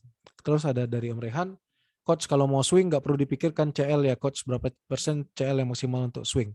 Betul, kalau swing nggak perlu di CL. Swing itu strategi selanjutnya adalah buy on weakness, memperbaiki average. Dengan syarat swingnya kita beli saham yang bottoming dan rounding gitu. Tapi kalau udah kita beli di atap, dia turun ya harus kita jual gitu. Contohnya apa? Contohnya DMMX. Saya punya DMMX dulu, ini cash. Dan sekarang DMMX ini mulai menarik lagi, makanya saya bahas di sini. Nah, DMMX ini naik nih. Dia naik. Saya sebentar.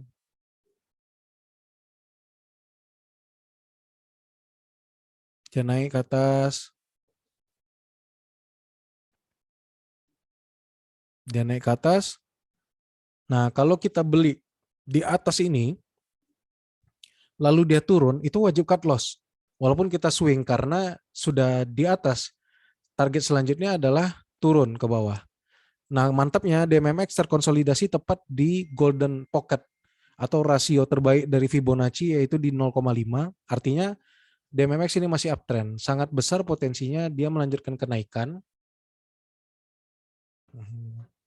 Bentar ya, saya cari ini.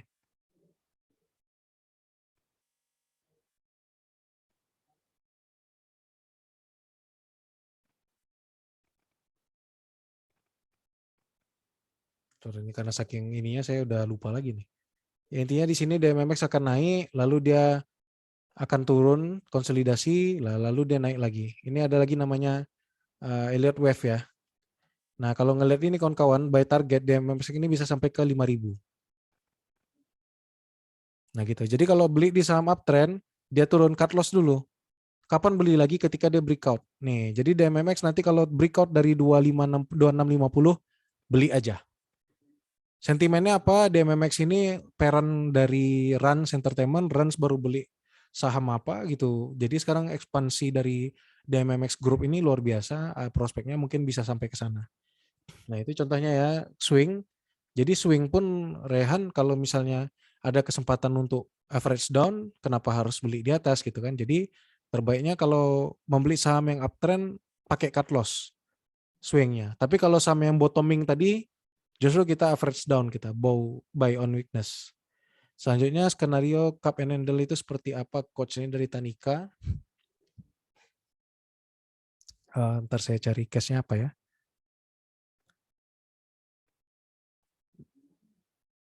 Kalau nggak salah saya Wika ini kemarin cup and handle dia.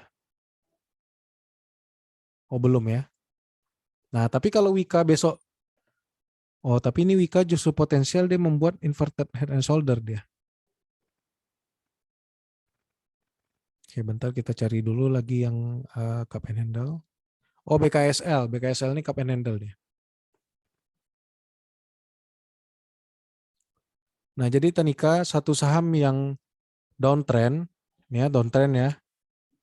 Untuk dia bisa naik ke atas lagi, dia tidak akan bisa naik dalam sekali percobaan.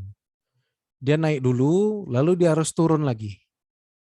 Nah, kalau dia turunnya tepat di bottom yang sebelumnya, itu namanya double bottom. Tapi kalau dia turunnya lebih tinggi daripada bottom sebelumnya, itu yang kita kenal dengan nama cup and handle. Jadi contohnya seperti ini, Tan Ika, seperti ada sebuah gelas. Ini ada sebuah gelas. Nah, ini gelas. Lalu ini handle-nya. Nah, kalau ini namanya kan double bottom ya. Karena bottomnya sama. Nah, kalau cup and handle, karena dia handle atau gagang dari gelas, maka dia lebih kecil. Nah, ini cup and handle. Itu ya. Jadi analoginya ini gelas, ini gagangnya gitu. Bentar, saya cek di sini. Tadi saya ada cari contohnya.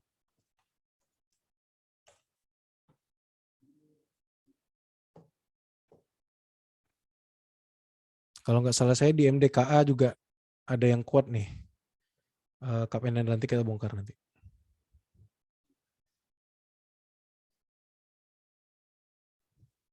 Nah ini cup and handle ya. Itu kira-kira Tanika. Ini cup. Nah handle-nya dalam bentuk flag. Kalau Tanika lihat kan ini ada kayak gelas. Nah di sini gagangnya kan. Oke ya. Kira-kira ngerti Tanika ya? Nah cara aplikasinya bagaimana coach? Kalau dia cup and handle, yang kita pakai targetnya adalah cup-nya. Nah ini cara membaca target. Cup-nya di sini berarti targetnya kita naikin ke atas cup dan handle tadi. Nah ini target kenaikan si BKSL di 104. Ada contoh berhasilnya coach? Ada, itu kalau nggak salah saya. Coba kita lihat Adaro ya. Oh sorry MDKA tadi, MDKA.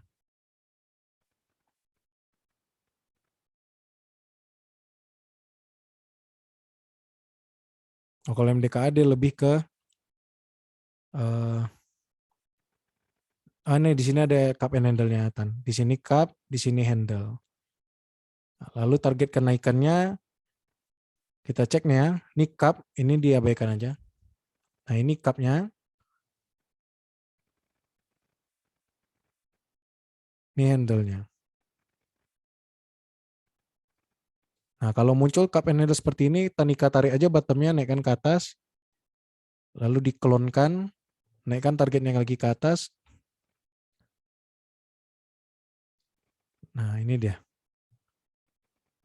Target kenaikannya si MDKA itu sekitar di sini. Ya udah kecapai lah kemarin kan di sekitar 3450. Jadi seperti itu ya, mungkin cup handle. Mungkin ada yang mau ditanyakan lagi Tanika mungkin. Kalau belum jelas coba diinin aja biar sampai benar-benar paham. Oh, berarti itu ini ya coach, untuk mengetahui targetnya aja yang cup and handle ya coach. Bisa juga untuk mengetahui bahwa ada reversal gitu. Biasanya cup and handle ini muncul pada saat sahamnya turun, nah lalu dia bikin cup and handle, nah baru dia bagus tuh bisa jadi kayak gitu. Nah targetnya bisa dicapai dari bisa dibaca dari patternnya gitu. Nah ini kalau ini namanya double bottom. Nah kalau yang tadi cup and handle. Ini ada juga di WMUU. Ini cup and handle juga sebenarnya, tapi handle-nya ke stretch nih. Nah, jadi pattern itu nggak selalu sempurna bentuknya Tan, tapi kalau Tan berimajinasi itu kelihatan oh ini cup-nya, oh ini handle-nya gitu. Yang penting kalau Tan ngelihat oh ada cup and handle berarti ini sahamnya bagus gitu. Berarti dia reversal. Ini dari downtrend dia reversal. Nah dari sini Tan baca nih target kenaikannya berapa gitu kan. WMUU. Saya baca cup-nya, saya duplikatkan, saya taruh ke atas. Nah didapatlah targetnya ada di sekitar 236. Ini target kenaikan WMUU berdasarkan cup and handle dan ternyata ada resist klasik juga di sana gitu. Nah, jadi cocok dia. Jadi indikator itu satu sama lainnya berpengaruh gitu. Mungkin Tanika ada lagi mungkin? Sementara itu aja coach, nanti sambil jalan Oke. kalau nggak ngerti ditanya. Siap. Oke, lalu ada Om Rizky pengalaman PTDU 70%. Ini salah masuknya berarti nih. Terus Om Putra, Om Coach boleh dong kupas tentang scalping melihat grafik, bid offer, RSI, bandarmologi, dan data pendukungnya, khususnya melihat peluang di daftar top loser. Jadi kalau saya tertarik sih memang Om Putra punya metode mencari di top gain dan top loser. Tapi kalau saya saya nggak di sana, saya carinya di teknikal aja Om. Contoh-contoh saham yang potensi lari itu seperti apa? Saham-saham yang udah ada di ujung penan gitu. Contoh saya pernah share CSIS ya, kalau nggak salah saya. Nah CSIS itu, nih kenapa berani saya rekomendasikan? Karena waktu itu dia bikin penan di sini Om. Nah waktu itu dia bikin penan, lalu penan ini di break Nah, tapi dia memang saham scalper, jadi setiap naik di TP setiap hari gitu kan. Jadi kalau ngehold saham-saham seperti ini kita rugi. Nah, tapi gimana cara cari taunya ya ini. Kalau scalpingnya malah saya lebih suka di saham-saham yang turun dalam. Contoh tadi saya tunjukin ini ya, sekarang saya tunjukin MLPL lah. Ini mainan saya sama Om Aldo ini. Nah, MLPL ini kelihatan kan ada di bawah ini ada base-nya. Sederhana aja, setiap kali MLPL ini sampai di lantai RSI Om Putra, Om beli. Begitu sampai di bawah dia pasti naik ke atas. Turun lalu begitu sudah lemah nih ya, udah muncul merahnya jual. Turun lagi dengan RSI-nya ke bottom. Apa yang terjadi ketika RSI-nya di bottom? Mantul lagi. Nah, seperti itu naik terus. Lalu turun lagi. RSI-nya sudah di bottom. Apa yang terjadi ketika RSI-nya sudah di bottom? Naik lagi. Sesederhana itu aja sebenarnya gitu. Jadi Om tinggal cek RSI, tinggal cek stokastik. Ya mungkin kalau mau tambah bisa pakai MACD. Nah, jadi kalau scalping cara nge-screeningnya seperti itu. Cari saham-saham yang sudah potensi untuk naik tinggi. Contohnya saham yang akan technical rebound karena RSI-nya oversold. Atau yang kedua saham yang sudah ada di ujung penan ketika dia naik, ada dorongan volume dia naik tinggi. Fungsinya big offer, broker summary, itu fungsinya untuk day tradingnya. Jadi setelah Om nge-scan nih, oh ini buy technical ada yang bagus MLPL, bla bla bla bla. Pada saat eksekusinya Om pakai broker summary dan bid and overload. Jadi Om cek, kalau tiba-tiba misalnya MLPL nih order load-nya tebal, tiba-tiba hilang. Nah itu berarti bandarnya yang magarin selama ini supaya dia turun. Kenapa hilang? Berarti bandarnya mau ngenaikin, baru Om HK gitu. Nanti Om cek di broker summary secara berkala, misalnya MLPL Om beli di 340, sama dengan bandar average-nya 340. Lalu naik harganya sampai ke 404, tapi Om cek kok bandarnya nggak nambah-nambah ya, tetap di 340, berarti bandarnya siap untuk taking profit.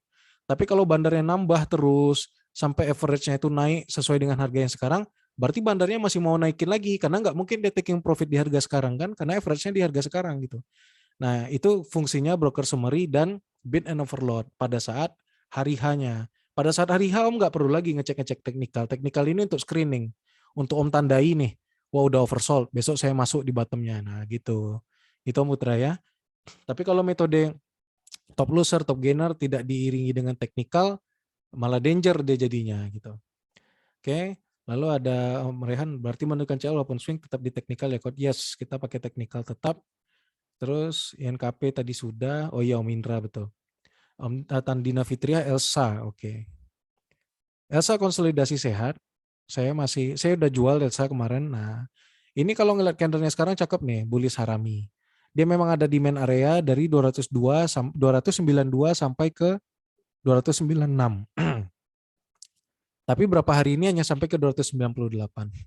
Saya baru akan tertarik membeli Elsa lagi kalau dia mampir ke 292 atau dia confirm naik lagi ke atas membuat yang dinamakan yang memvalidasi bullish haraminya gitu. Elsa targetnya masih jauh, targetnya masih ada di berapa ini? 500. Sekarang harga Elsa masih 300. Hampir beggar juga. Jadi kalau mau beli dari sekarang boleh.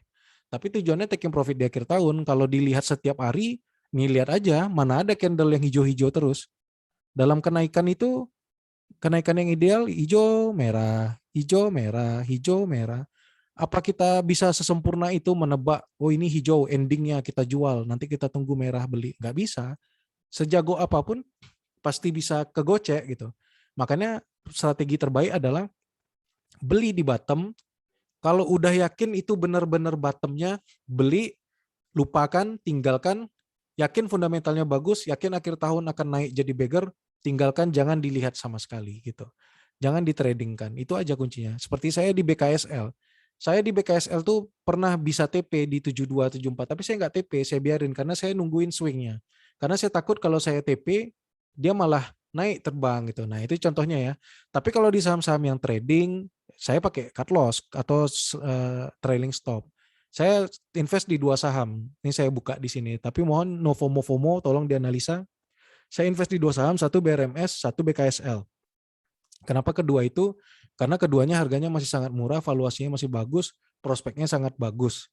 Ada potensi beggar, ada bla bla bla. Makanya saya hold. Nah, ketika dia naik turun, saya nggak jual, saya yakin aja. Karena saya sudah riset secara benar-benar. Nah, saya fast trade-nya di mana? Saya fast trade di Empau, Sen, Yellow. Sen itu sama ESA saya setiap hari jualan. Kalau dia hijau saya jual, kalau dia merah saya beli. Itu aja rumusnya terus. Setiap hari taking profit. Nah, tapi BRMS dan BKSL saya beli memang reason saya untuk investasi, swing, semi investasi, maka saya hold. Nah, itu nanti gitu. Tan Dina beli Elsa-nya buat apa? Kalau buat fast trade, harusnya sekarang beli, nanti jual di 330 karena di situ ada MA 200. Kalau tujuannya swing, ya beli dari sekarang, hold aja. Apalagi kalau investasi, kalau dibeli sekarang dia malah turun ke 242, ya malah average down kan gitu ya kalau investasi ya. Nah gitu. Jadi tentukan aja nih dengan matang saya gaya tradingnya seperti apa. Apakah saya investor, apakah saya swing, atau saya fast trade. Pegang teguh-teguh, pegang dengan teguh, pegang kuat-kuat gitu. Pakai aja itu. Kalau misalnya merah, tutup, matikan aplikasi. Paling merah 1-2 hari, dalam 1 hari kepotong semuanya. Kayak mungkin Tanika pernah punya pengalaman kan di Bukalapak ya. Kita turun 5 hari, 1 hari ketutup gitu. Jadi kalau saya main di saham, justru saya trading itu di saham turun. Karena saya nyantai nih. Kalau saya beli di saham turun, saya jual semuanya, saya lega. Karena dia nggak akan naik, dia pasti turun lagi gitu kan. Tapi kalau saya trading di saham naik, saya jual, dia naik. Nah itu sakit hati kan. Nah itu kira-kira. Selanjutnya Rans mau IPO tahun depan. Betul Om. Makanya tadi saya bilang DMMX sebagai parent dan Kren sebagai kakeknya ya harusnya ikut ke bawah ini juga, impact juga. Paul kalau nggak salah, CNH juga. Oh ya, thank you Om Michael. Saya buka Paul, betul Paul ada CNH, ini cashnya bisa untuk pelajaran Tan Ika. Ini lebih cakep lagi CNH-nya Tan. Aduh, sorry ini hidung saya. Nah, atau dari sini lah ya, neckline sini aja udah.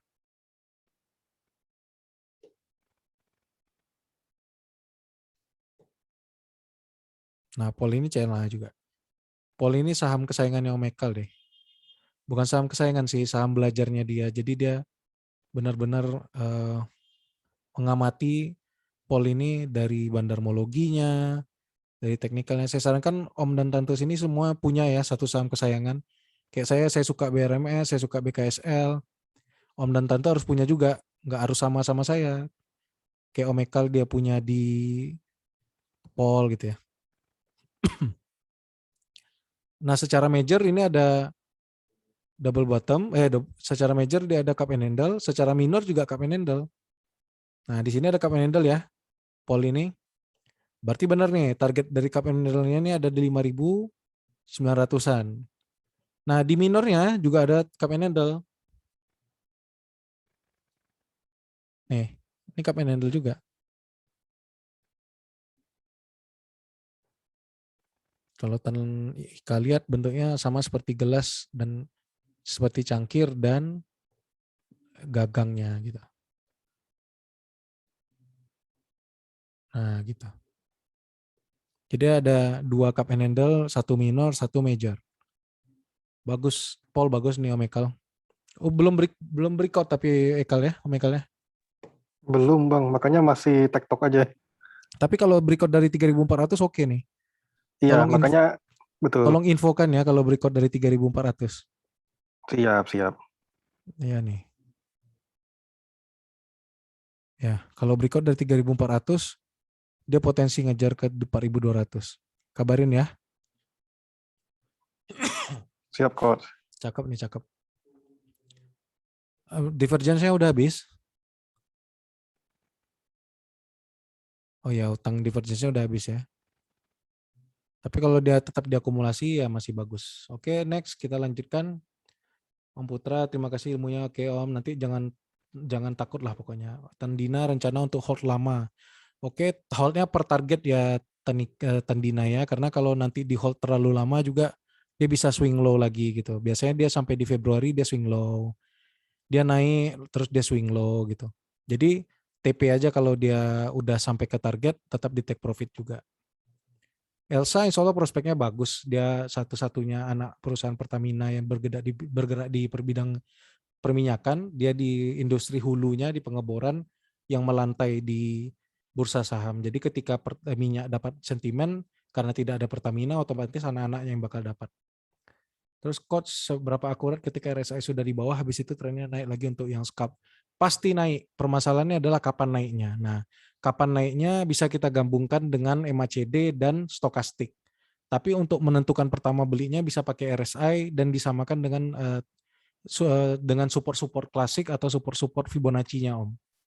Nah, di Om Rival nanti tinggal pakai stokastik juga, tinggal pakai. Jadi stokastik ini kalau dia udah mulai menekuk ke atas, nah itu tandanya fase jangka waktu bullish dalam jangka waktu pendeknya akan berlangsung. Ini kayak Elsa ya, udah mulai ke kanan, tapi dia belum naik ke atas.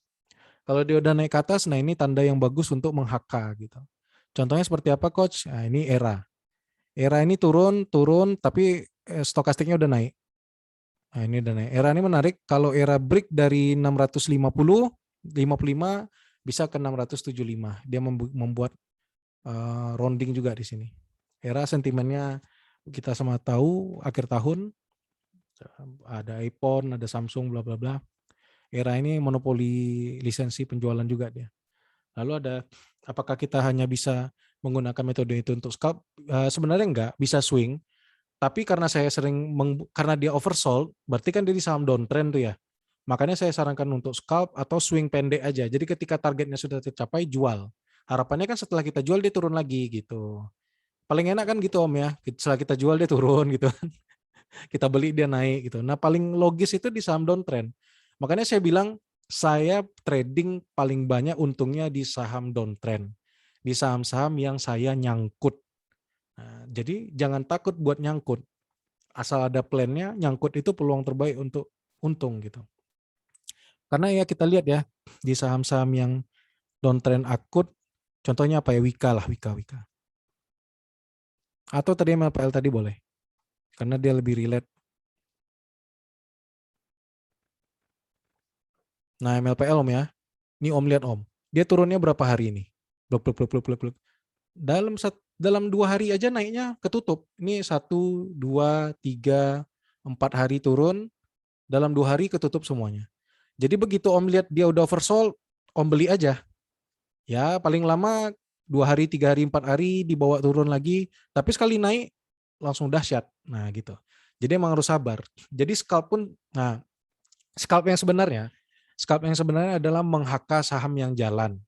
Ketika kita lihat suatu saham jalan, naik di atas 4%, 5%, lalu kuat, nah itu kita haka, kita buy. Tapi yang kita cari hanya 2%, 3%. Seperti kata Om Ekal tadi ya, kalau scalping harus konsisten. Ruginya sesuaikan dengan daya tahan masing-masing. Biasanya fast trader pakai 1% tuh. Nah kalau misalnya naiknya lebih banyak, alhamdulillah. Tapi ya kalau fast trader yang konsisten, begitu dia cuan 3% itu udah harus TP. Makanya saya bilang, saya justru pakai scalp di saham yang turun, untungnya lebih gede gitu Om. Itu Om Rival ya. Terus peluang buka untuk Desember atau Januari, saya masih hold Om buka. Kalau buy prospect gini Om, Om kan tahu Topfast, DCII, DMMX, apalagi ya, masih banyak lah macam-macam saham perusahaan-perusahaan. Itu kan perusahaan-perusahaan yang kita nggak tahu sebenarnya prospeknya apakah real atau tidak gitu ya. Sementara buka ini, walaupun kata orang di antara semua aplikasi online shopping ini dia yang paling jelek, tapi dia yang paling real dan dia yang saat ini melantai. Karena dia ini saham tekno, seperti saya pernah sampaikan ke Om dan Tante di berbagai kesempatan. Saham tekno ini fundamentalnya sangat fleksibel, oke? Bisa saja tiba-tiba si buka ini bikin gerakan seperti DMMX. Misalnya dia membeli saham Deddy Corbuzier. Ini nggak ada kejadian. Cuma saya ngomongin. Kalau di bisnis teknologi seperti itu. Asetnya tidak terdata gitu. Asetnya biasanya human research atau kekayaan intelektual kalau aset-asetnya. Jadi buka karena di perusahaan teknologi dia bisa bermacam-macam lah. Tiba-tiba dia bikin data center, tiba-tiba dia bikin bla bla bla. Jadi kalau mentang-mentang dia buka lapak, bukan berarti dia hanya bisa mengerjakan buka lapak aplikasinya sendiri gitu. Bisa jadi nanti dia kerjasama dengan bla bla bla bla bla bla. Itu akan dijaga. Karena kenapa? Para big fund masih mau harga murah. Makanya dia nggak mau ngasih tahu dulu prospek buka ini. Setelah mereka puas akumulasi, seperti Om Rizky tahu kan selalu nyampaikan di grup, CS selalu sero Om, CS selalu sero. CS itu kan yang membanting Bukalapak pertama kali ya. Berarti dia yang paling cuan nih di Bukalapak. Dia yang membanting Bukalapak dari harga 1.325 sampai ke 800 itu CS. Nah, ketika di harga 600 si CS ini mulai akumulasi lagi, berarti ada something yang menarik gitu. Ada something yang menarik. Kalau Om Rizky sekarang beli buka, berarti Om punya mindset yang sama dengan si CS, dengan si City Group. Artinya Om Rizky belanja bersama bandar. Nah, kalau Om Rizky paksakan mindset itu kepada retail, nggak akan bisa. Kalau Om share di grup-grup retail, saya beli buka bagus, diketawain. Kenapa? Karena Om Rizky ini meniru bandar. Bandar itu sifatnya kontrarian, dia melawan arus. Jadi ketika Om Rizky melawan arus, berarti Om Rizky sudah tahu konsekuensinya. Tapi selama Om Rizky melawan arus, tapi Om di belakang ikan besar, ya itu aman, tenang. Saya juga nyangkut di buka. Tanika juga nyangkut di buka, Coach Hera juga nyangkut di buka. Kenapa kita beli buka? Karena kita tahu sektor yang paling seksi tahun ini adalah teknologi. Dan satu-satunya perusahaan teknologi big caps yang masuk dalam LQ45 itu adalah Bukalapak. Setiap hari diakumulasi puluhan miliar. Kalau Om Rizky masuk katakanlah 4 juta, setiap hari Om Rizky rugi 200.000, 100.000. Yang invest puluhan triliun itu bukan miliar ya, yang invest puluhan miliar setiap hari, Om Rizky kira-kira berapa nih floating loss-nya? Nah, kok berani mereka floating loss? Berarti ada something. Berarti mereka sedang melakukan dinamakan akumulasi markdown. Jadi akumulasi itu yang terbaik adalah markdown, dibeli sambil turun harganya, beli. Ketika clear nanti diterbangkan. Dalam teknikal kita baca dia jadi falling wedge. Nih kalau Om Rizky lihat dia bikin falling wedge nih. Makin lama ke ujung makin menyempit dan dia tidak membuat low baru. Low-nya ada di 675. Nah, low-nya sudah tidak terlihat. Nah, bahkan sudah doji, kalau begini ya tinggal nunggu waktu dia bakal lompat. Kapan saat yang tepat untuk beli Bukalapak? Sekarang tepat untuk bausos, beli di sekian, beli jual untuk merapikan average ya. Setelah average-nya cakep, dia breakout nih dari 705 atau paling bagus breakout dari 810, baru kita HK tuh. Kalau prospek jangka panjang mah saya percaya kalau Bukalapak ya DCI aja bisa sampai ribuan, Bukalapak kenapa enggak gitu kan. Apakah sekarang performanya begini-begini? Ya insya Allah kalau saya sih nggak pernah takut sama Bukalapak. Karena saya membeli bersama bandar. Kecuali kita beli tapi orang distribusi, nah itu kita bisa was-was gitu. Ya gitu Om Rizky ya. Tenang aja, barang kok sama saya juga nyangkut di sana. iPhone 19 November. Betul Om. Bisa jadi nanti ketika iPhone-nya rilis, harga eranya dibanting. Jadi belilah sekarang. Nanti kayak KF kan, pas disuntik harganya turun gitu. AMSP, jelek LK-nya. Om Akbar. AMSP. Tinggal Om bandingkan Om, LK tahun ini berapa, lalu tahun lalu ketika LK-nya diumumkan harganya berapa. Gitu. Saya rasa sih kalaupun LK-nya jelek tapi ya masih bisa naik lah by technical gitu. Karena rasanya nggak mungkin lah dia turun sampai ke bawah 950. Tapi tetap by technical apapun bisa terjadi. Kalau Om Akbar mau plan untuk out dulu, ini bentar lagi kan mau oversold nih. Kalau dia oversold, Om spekulasi buy, lalu pas dia mantul Om buang dulu. Gitu aja. Kalau mau exit plan dari MSP. Nanti coba sharing lah Om di grup LK-nya gimana biar saya bantu analisa juga. Cara menggambar Fibonacci seperti apa? Oke. Masih ini kan ya Tan Ika? Saya coba buka ya. Masih Coach. Oke, tadi yang contohnya bagus itu DMMX. Nah, kalau Fibonacci sebenarnya nggak ada pakem yang betul-betul 100% gitu. Cuma Tan bisa sesuaikan dengan gambar yang sudah ada. Ini coba saya hapus ya. Nah, kita hidupkan namanya di sini Tan ya, Trading View. Buka di sebelah kiri ini. Mana dia? Fibonacci retracement nih di atas Tan ya. Kalau Tan mau tahu di mana penurunannya sampai mana, Tan cari dulu paling tinggi di mana nih. Oh, di 3460 misalnya. 3460 ya. Tan turunkan ke bawah. Mana penurunan paling bawahnya? Kita katakan di sini kita pakailah ini pantulan yang di sini ya. Di sini kan ada pantulan ya kalau Tan lihat ya. Ada di 680. Nah, 680 kita tarik ke sini, sesuaikan.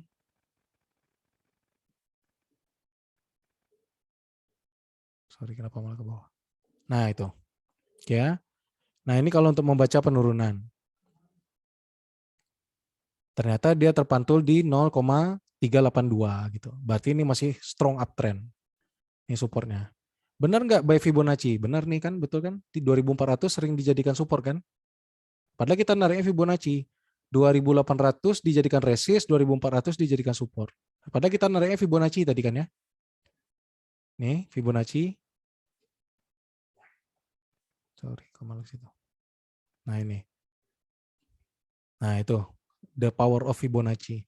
Jadi kalau orang bilang mengada-ngada, masa tradingnya pakai matematika Fibonacci gitu kan. Tapi ya itu, kata orang rasio Tuhan, kepake. Nah, ini untuk membaca penurunan. Gimana kalau kita membaca kenaikan, Coach? Kita ambil aja lagi tadi dari bawah ini. Kenapa saya ambil di sini? Karena saya menganggap di sini awal bull-nya gitu. Di 680 tadi. Naikkan ke atas. Tadi atasnya berapa nih? Sekitar 3460. Nah, ini untuk membaca kenaikan.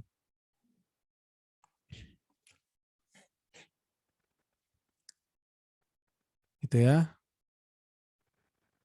Nah, kalau kita naikin, ini kan kelihatan ya, tetap dipatuhi ya, support dan resistnya. Kalau kita naikin, saya mau naikin mungkin ke uptrend yang sini lah gitu. Nah, ini yang tadi saya bilang dia kepantul di Fibonacci retracement 0,5 kalau secara uptrend. Uptrend ini kapan dipakai? Ketika dia tidak ada resist. Nah, ketika tidak ada resist baru kita pakai Fibonacci, jadi muncul di atas ada di 4.900. Jadi by Fibonacci targetnya DMMX ada di 4.900 sampai 5.000. Gitu Fibonacci. Jadi tinggal tarik aja dari harga tertinggi ke harga terendah dari satu saham. Atau harga terendah ke harga tertinggi, tergantung. Mau tarik dari bawah sini juga boleh. Nah, tinggal mau time frame-nya seperti apa gitu. Nah, patuh juga kan, dipakai juga Fibonacci-nya. Betul kan? Itulah rasio Tuhan kata orang itu. Nih, kita pakai yang di sini, dia dipatuhi juga, sama-sama bagus. Oke, itu Fibonacci, gunanya ya untuk itu. Jadi gunanya, ini kan saham-saham yang supportnya klasiknya tidak kelihatan ya, makanya kita pakai Fibonacci, karena dia naiknya naik terus. Nggak sempat bikin base, sehingga kita pakai Fibonacci untuk melihat dan menebak base-nya. Terima kasih insight-nya, oke sama-sama. Terus ada Om Rehan, jadi coach siapa yang bisa menaikkan buka? Karena sekarang fasenya masih akumulasi, tidak dinaikkan. Karena akumulasi diturunkan dulu. Siapakah yang nanti menaikkan? Ya mereka-mereka juga, para bandar big fund itu juga. Gampang kok, nanti suatu saat adalah masanya kita ajarkan gimana caranya jadi bandar. Yang penting duitnya gitu. Karena dia big caps, maka yang bisa menggerakkan dia manajer investasi atau big fund yang besar gitu. Kalau buka tuan rumahnya Citigroup CS. Atau nanti tiba-tiba muncul big news, bagus sekali sehingga retail HK, nah itu makanya harganya naik. Makanya kalau saya selalu sarankan belilah saat-saat seperti ini, saat-saat akumulasi. Jual ketika newsnya keluar, jangan seperti retail kebanyakan, dia beli ketika newsnya keluar gitu. Padahal news itu adalah fase markup. Kalau udah fase markup itu bandar-bandar udah buang barang gitu. Terus Om Sandi, kita agak speed up ya, nggak kerasa udah 9:30. Coach view-nya di November tentang digital bank kayak Agro, BBYB. Intinya Om, kalau mereka sih udah naik banyak tahun ini sehingga akhir tahun akan saya tinggalkan dulu. Sampai dia bikin best dulu, gitu aja udah. By technical, dia naik sudah terlalu banyak, gantian kita pegang yang konvensional dulu, all ekonomi yang kita pegang dulu. Nanti ketika mereka sudah jenuh, baru kita lirik lagi. Kalau digital-digital ini sudah oke. Karena saya lihat seperti Bang Aladin juga kena kan semuanya. Semua sektor bank digital itu semuanya drop. Nah itu. Gitu ya Om Sandi. Terus ada seperti farmasi launching ya bisa jadi Om, karena ya ini contohnya agro ya. Agro itu naiknya sudah terlalu tinggi. Nih. Agro itu naiknya sudah terlalu tinggi dari harga 140 sampai ke 2.920.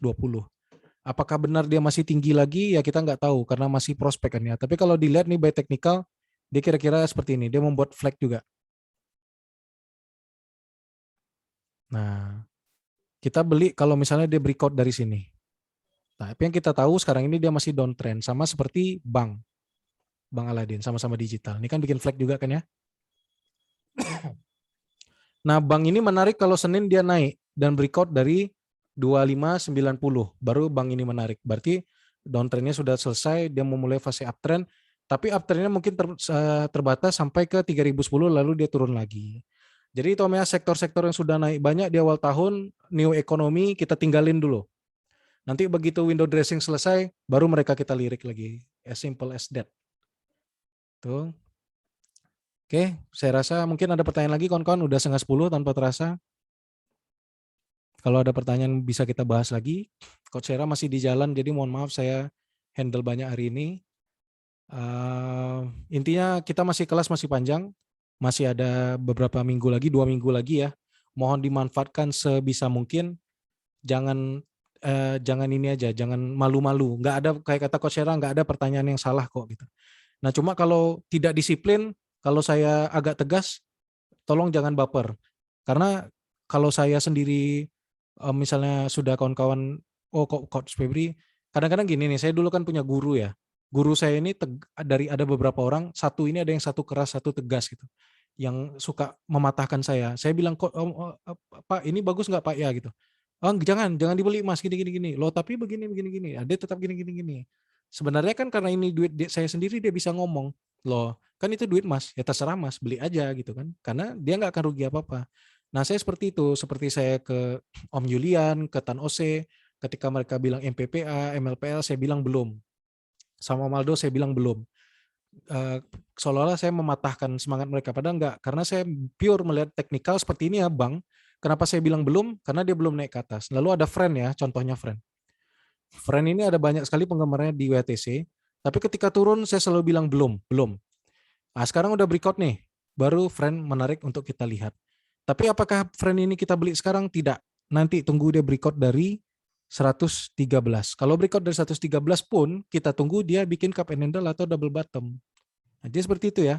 Tidak akan ada istilah FOMO yang perlu kita lakukan. Jadi santai aja. Kalau memang ditinggal terbang kita tinggalin. Nah, seperti itu. Jadi kadang saya bilang ke Tanika harus jangan CL gitu kan, karena Tanika belinya murah gini. Nah, itu jangan sedih gitu. Saya tidak mematahkan semangat, tapi saya men-challenge analisa saya. Nah, kalau kayak Om Ekal, dia kadang-kadang saya bilang nih gini. Oh, tapi coach gini. Oh iya betul juga gitu. Nah, kalau misalnya ada insight yang ternyata saya tidak terpantau oleh saya pasti akui gitu. Saya nggak akan gengsi. Kalau misalnya saya lihat, oh iya ternyata ada ini toh. Oh ada ini, ya betul. Oke, hold gitu kan. Nggak ada masalah. Nah gitu ya kawan-kawannya. Mungkin itu yang saya ingatkan. Kawan-kawan semuanya nggak usah panik-panik seperti kemarin. Dan yang paling selalu saya ingatkan, yang selalu dilupakan orang-orang, selalu standby cash. Standby cash ini artinya jangan pernah mainkan saham all in tanpa menyisakan cash sedikit pun di RDN. Gitu ya. Bukannya standby cash maksudnya masuk all in terus nanti kalau nyangkut minta sama suami, minta sama istri, bukan seperti itu. Walaupun kadang-kadang kita seperti itu kan. Nah, tapi yang paling bagus adalah kita misalnya kita punya budget 10 juta, mainkan 7 juta aja. 3 juta selalu diselamatkan kalau terjadi skenario seperti saat ini gitu. Nah, kalau misalnya dari kita punya 10 saham, enggak bagus ya. Saham paling bagus 5 atau 6 beda sektor. Tapi kalau kita punya 10 saham, 10-10-nya drop, jangan panik terus 10-10-nya di average down. Lihat yang paling mana mantul duluan. Fokus ke situ dulu. Nah, kalau sudah fokus ke sana, rawat sana jalan. Ketika yang lain jalan, fokus lagi rawat yang ini. Satu persatu tenang. Nah, tadi saya nasihatin ke Tanika juga, karena Tanika sering japri saya untuk konsultasi. Saya ingatkan, jangan pernah merasa merahnya di saham kita, di porto kita, itu adalah aib atau sesuatu yang harus dibersihkan. Karena takut matanya rusak, apa segala macam, saya jual aja coach. Enggak. Merah itu pasti akan ada sejago apapun Anda, selevel apapun Anda. Karena merah itu adalah, cut loss itu adalah bagian dari tools trading. Jadi cut loss itu keniscayaan. Dari 90 saham yang kita beli, setidaknya 40 pasti kita cut loss. Yang terpenting lebih banyak win-nya daripada loss-nya. Kalau cut loss hanya 1% tapi untungnya 10% kan nggak ada masalah. Cut di 10 saham pun kita masih untung gitu. Nah jadi jangan pernah merasa adanya warna merah di porto kita adalah aib, adalah sesuatu yang membuat kita rusak. Enggak. Jangan lari dari warna merah, karena warna merah itu akan kita temukan kapanpun. Yang lebih parah di saham dia drop, dia pindah ke koin, di koin kena lagi, dia pindah lagi ke sini-sini nih. Itu yang membuat dia akan semakin tidak sehat. Jadi justru lebih bagus ketika dia merah, hadapi. Oke, sini loh gitu. Ini plan gua buat main di saham merah. Saya pernah share, saya Zirex pernah rugi sekian puluh juta, endingnya saya untung sekian juta, BRMS saya pernah rugi sekian puluh juta, endingnya saya menang. Artinya ketika ada si merah ini dan masih on plan, sahamnya bagus, perusahaannya jelas bagus, hadapi aja dengan bagaimana? Bosos. Bosos itu jurus anti rugi. Pasti sejelek apapun suatu saham pasti ada bangunnya. Pas seturun-turunnya satu saham pasti ada reboundnya. Nah, jadi kalau misalnya kawan-kawan nyangkut 5 juta, tinggal standby-kan 10 juta untuk beli di bawah. Ketika dia rebound, bom, keluar. Happy ending. Gampang. Jadi merah jangan ditakuti, dihadapi. Cepat atau lambat kalau kawan-kawan mau survive di market ini, hadapilah warna merah itu. Cara paling baik adalah bosos. Cara yang paling santai, ya udah biarin aja si merah ini. Someday pasti hijau kok. Ini perusahaan jelas kok saham-sahamnya kan. Kecuali kalau kita main di koin-koin yang kecil, gorengan, itu kan koinnya bisa delisting.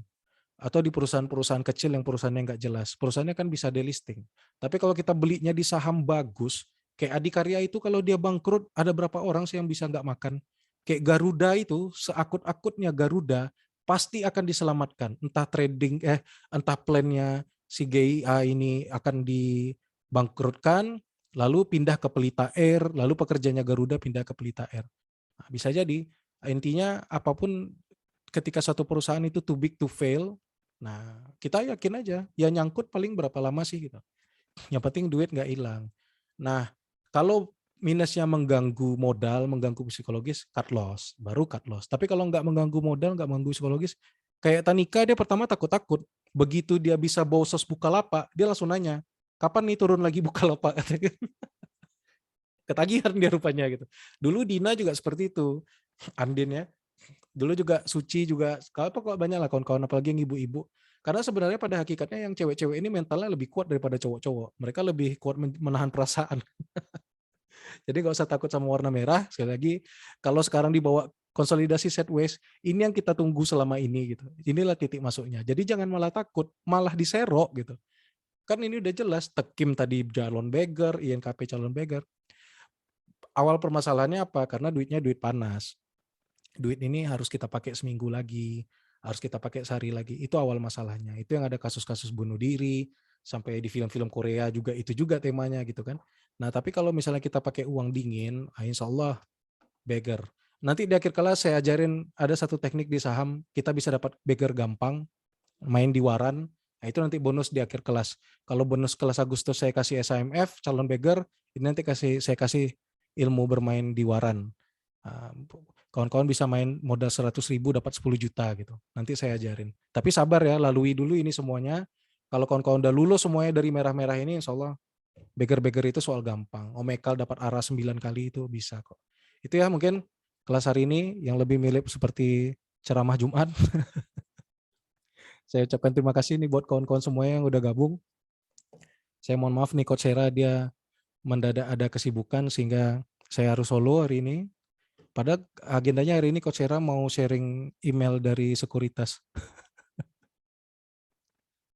Izin foto dulu lah ya kita di galeri ya. Yang mau hidupin kamera boleh hidupin. Oh Madri asik tuh sambil baring deh. Oke, udah hidup semua.